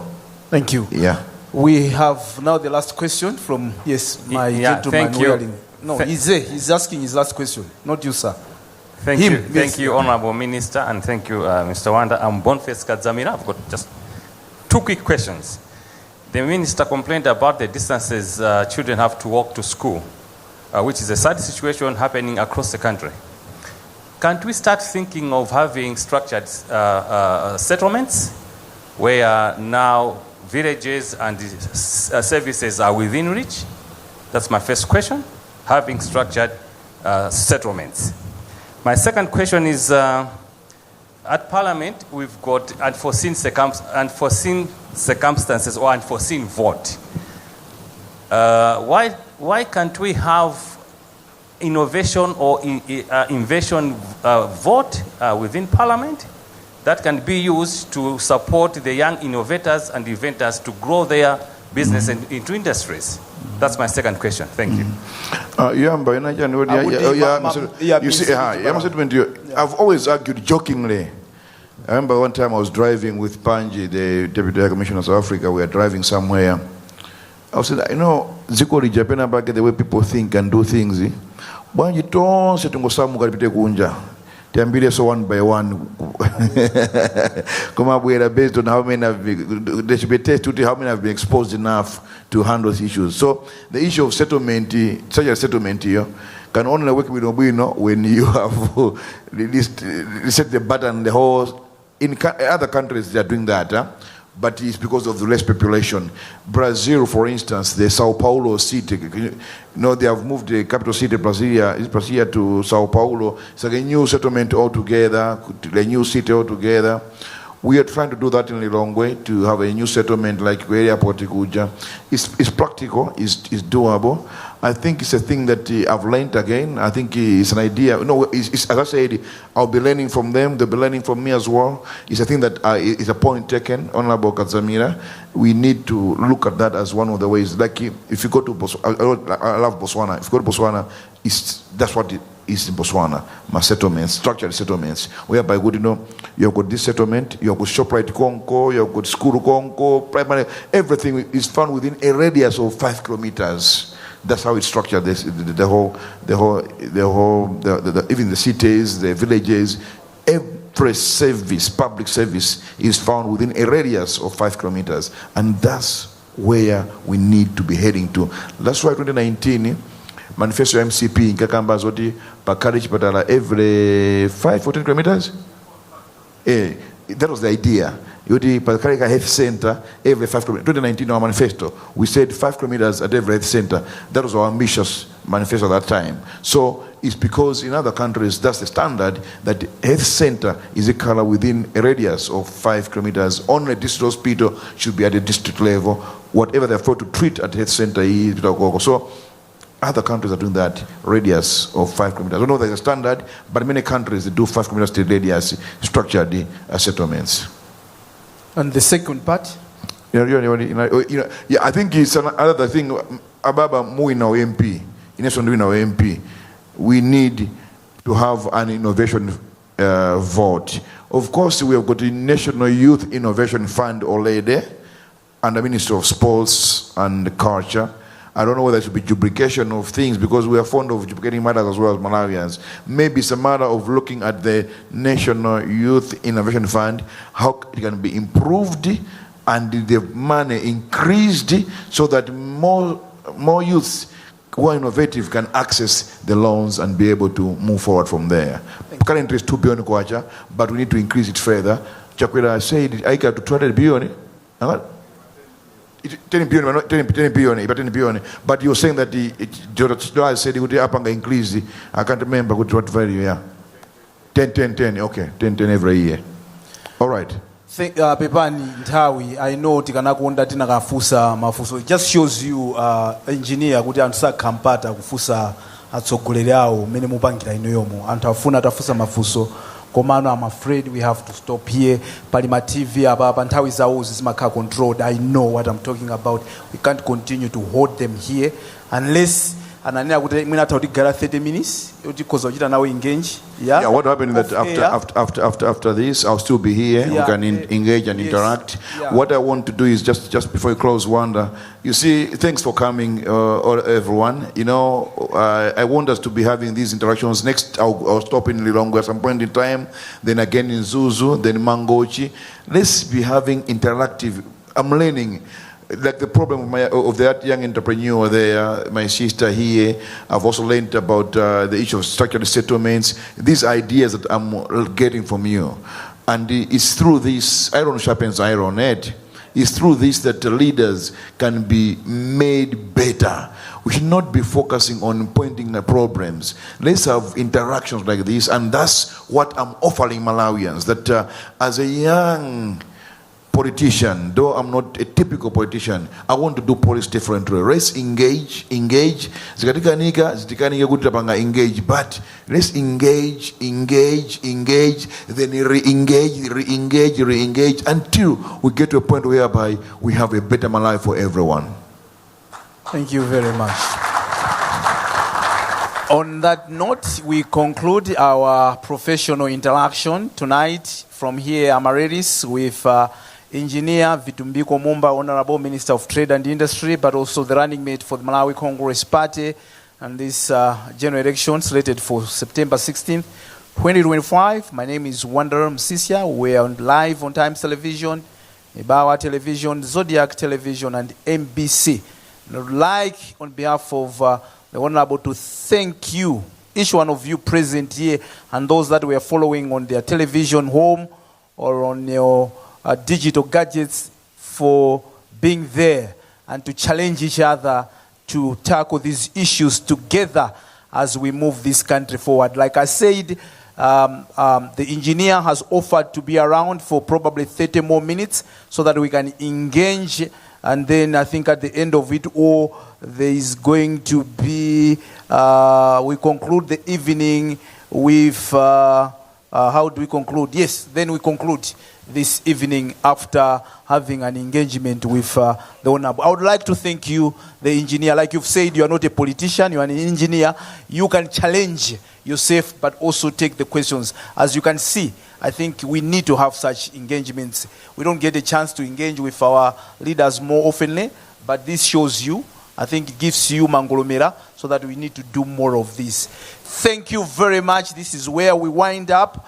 And we're closing now our live transition as we continue in this engagement of the cameras. From Amaryllis is goodbye from all of us here as we head back to different media houses to continue with their normal programmings. We're clapping hands for this event. Thank you very much. Mmene mutu ndi mmene atsendera kukwangula zomwe zimachitika kuno ku Amaryllis Hotel mu mzinda wa Blantyre, kumene engineer V.A.Z MUMBA, nduna yona za malonda komanso amene ali running mate wa President Lazarus Chakwera pa chisankho chimene chikudzachi, amacheza ndi anthu makamaka kuyankha mafunso kuchoka kwa Malawi amene ndithu akuti ma professionals mukuyankhula kwawo. Mwambo umene amautchula kuti an interaction with professionals on critical matters of the nation. They are kunena ndithu kuti cholinga chawo amafuna kuti amve kuti kodi ma professionals from their perspective zinthu amazimva kutani, nanga mafunso amene ali nawo amene akuona kuti mwina imasowa platform kuti mwina apangidwe address ndi mafunso monga ati. Tikhale tikucheza ndi engineer V.A.Z MUMBA komanso pali ena amene anabweranso konkuno kuzatsatira nawo kuti kodi kunoko zinthu zomwe zinali kuno kwenikweni zitokhala zofunikira bwanji, komanso ngati dziko, why do we need to have such kind of discussions with ma duty bearers. Mwina choyamba Amalawi amene akuonerani pa Zodiak Television akudziweni. Ndinanga ndi Benson Jackson OJS. I'm an accountant by profession, but I'm also a diplomat at the Malawi High Commission in Nairobi, and I specifically came for this event. the discussions of this nature, how important are they? You know, these discussions, they shape how Malawians want their country to be run. So it gives an opportunity for them to contribute their ideas on how the problems which the country is facing, how the solutions can be formulated. So it's like we are in there to be part of the running of the government. We engage our leaders, they'll take these decisions, they go to cabinet, come up with policies which will be now important to the rest of the citizens in the country. In terms of the approach that has been employed by Engineer Mumba, it's rare to have a politician or a government official in this kind of discussion, open discussion in that matter. How crucial is that? You know, this is very crucial. That is why our president, Dr. Jaguar, always believes in professionalism in the way we do our things. That is why now Engineer V.A.Z MUMBA is a professional. So he tackles issues professionally with knowledge. Now, if we have those people, definitely they give solutions which are practical solutions because they've been tried and tested. So you find that it's easier for us to come up with solutions because we know where the problem is and how to deal with that. If we just bring in somebody who doesn't have an understanding of that area of concern, you find that they cannot give you the practical solution to that. That's why now we just go in trial and error because we don't know what to do. So we need professionals in these key positions so that they should give solutions which are practical. All right, thank you so much. That's one of those that participated in this interaction which Engineer V.A.Z MUMBA, the Minister of Trade, organized for professionals to have with him a one-on-one chat or a discussion on matters of national interest. We still have some people who came here to witness the event here or to participate in what was happening here. May you introduce yourself first? I'm not on Gondwe, an accountant professional as well as an administrator. All right, you took part in this discussion. Several questions have been asked and the responses have also been given by Engineer Mumba. What would you say in summary? It has been a great interaction in the sense that these are our leaders. We need to know what they have for us. We need to know. We need to hold them into accountable. So it's not about just not putting them into positions, but we have to hear from them what they have for the nation, what they have for the citizen. In terms of the questions, the questions that people asked, and also the responses that came, are you satisfied? I'm very satisfied as well as convinced. He nailed it well. Yeah, but talking is one thing and doing is another thing. I hope he walked the talk. He hopes the engineer is going to walk the talk. Kuma mwina mwachiduli ya Malawi amene akutuonera pa Zodiak television tikungomaliza kumene mwambo umene engineer V.A.Z MUMBA ama yakamafunso kuchoka kwa ma professionals kuti pa issues amene ma professionals akuona kuti mina zina ndi zina sizikuyenda. Ngati mmodzi mwa amene munazatenga nawo gawo pa zochitika zakuno mutha kuyankhulanji ndi chikonzero ngati chimenechi? Wakhala kumano wabwino, kumano wokambirana ngati ma professionals ndinacho chiyembekezo kumafunso amene amafunsidwa komanso mayankho amene amaperekedwa pakuoneka kuti pali chiyembekezo. In terms of mwina kachitidwe ka zinthu ngati dziko lathu tikudziwa kuti si kawiri mwina kukhala ndi mwina atsogoleri at this level ndikumabwera ndikumayankha mafunso direct from anthu tipite motani kutsogolo apapo pakhale phunziro lanji? Simangona kazovuta kuti timakhala ndi asogolero koma na munthu amene afuna voti yathu tikuyenera kumakambisana lisakhale dziko lomangopangiridwa zinthu komanso ife ngati anthu tizikhala nacho cholankhula pa zinthu zomwe tifuna tichitiridwe.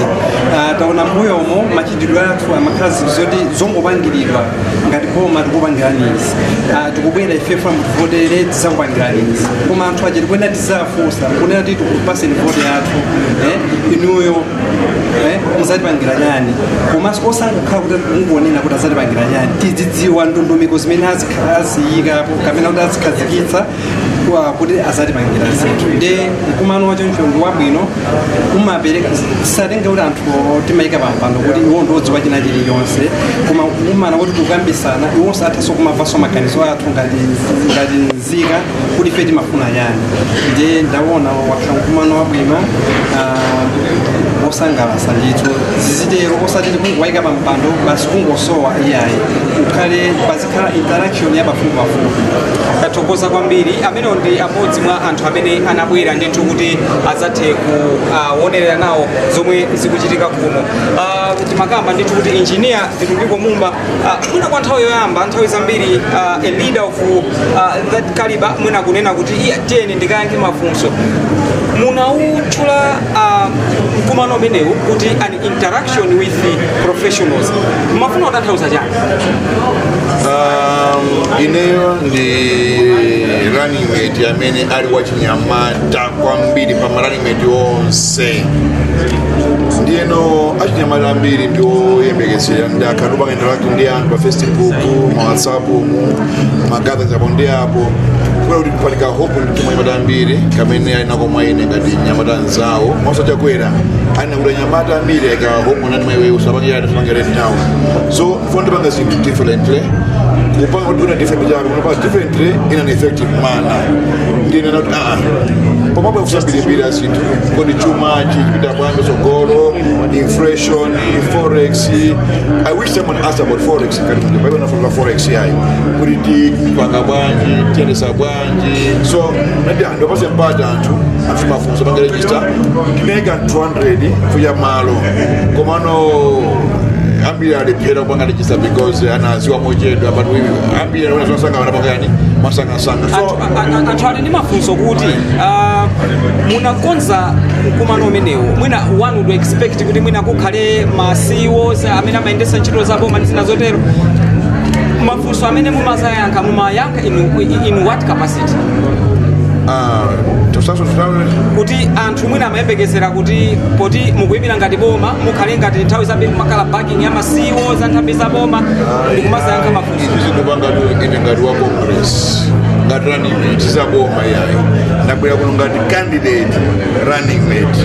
Ndiye I see some serious mambo kuja koma nabwera ndi personal yani capacity ngati nzika senza office kaiza ndale zaideo ngati professional engineer interacting with my professionals azanga kuti tiite ceremonies. Ena amene apanga serve ma position ngati vice president inuyo ndi running mate mwina kumene mulunjika ndi vice president akhala kunena kuti zakuti nazilephera kuti sininali patsogolo.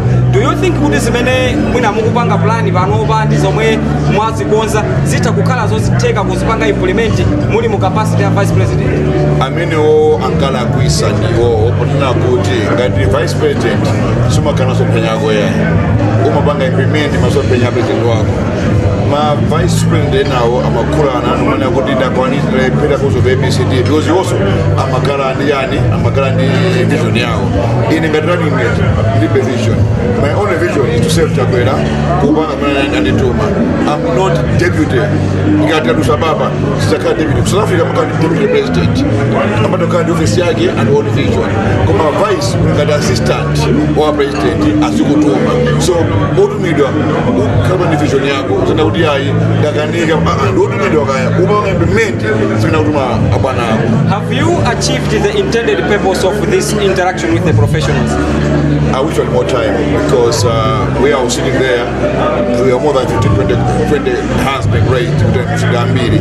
So what I campaign in Apanga Mazulo, I'm going maybe next time to Apanga Masana from 1 o'clock maybe to 7 o'clock. These are exhaust most issues because like my for some online in Lima there were 180 questions. I'm summarize into 27 questions. What I'm going to handle about 8 out of the 25 in a JEP. So we need more time for arrangements. All right, I need to get your response in English. Are you satisfied, or have you achieved what you wanted to? I think the start has been okay. The first time, I'm happy. I think I just have shown Malawi that I'm a leader who is willing to engage, ready to be roasted with questions, and sincere in terms of responding to those questions and honesty. We've been having challenges with the vice presidents implementing their ideas. Do you think what you are promising Malawians now, or the engagements that you are having now, will be the case even if you win as the running mate of President Chakwera? First of all, it's not about if winning, when I win, because we are winning, that's a fact. The issue of vice president is not even the ideas. A vice president is not a deputy president. A vice president is not supposed to have his ideas. A vice president is an assistant. He implements what the president wants to implement. Unless you are a deputy president, is when you can have your own vision as president. So, if someone says, I never implemented my vision when I was deputy or vice president, because they don't know what it means to be vice president. So for me, I understand what it entails being a vice president.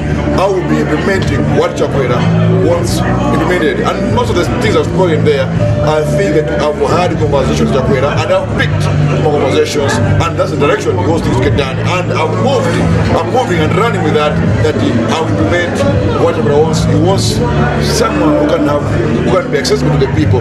Chakwera is the only president who goes to parliament to answer questions. He has set the pace, and they're doing the same thing, but in a different format, interacting with institute professionals. Thank you so much.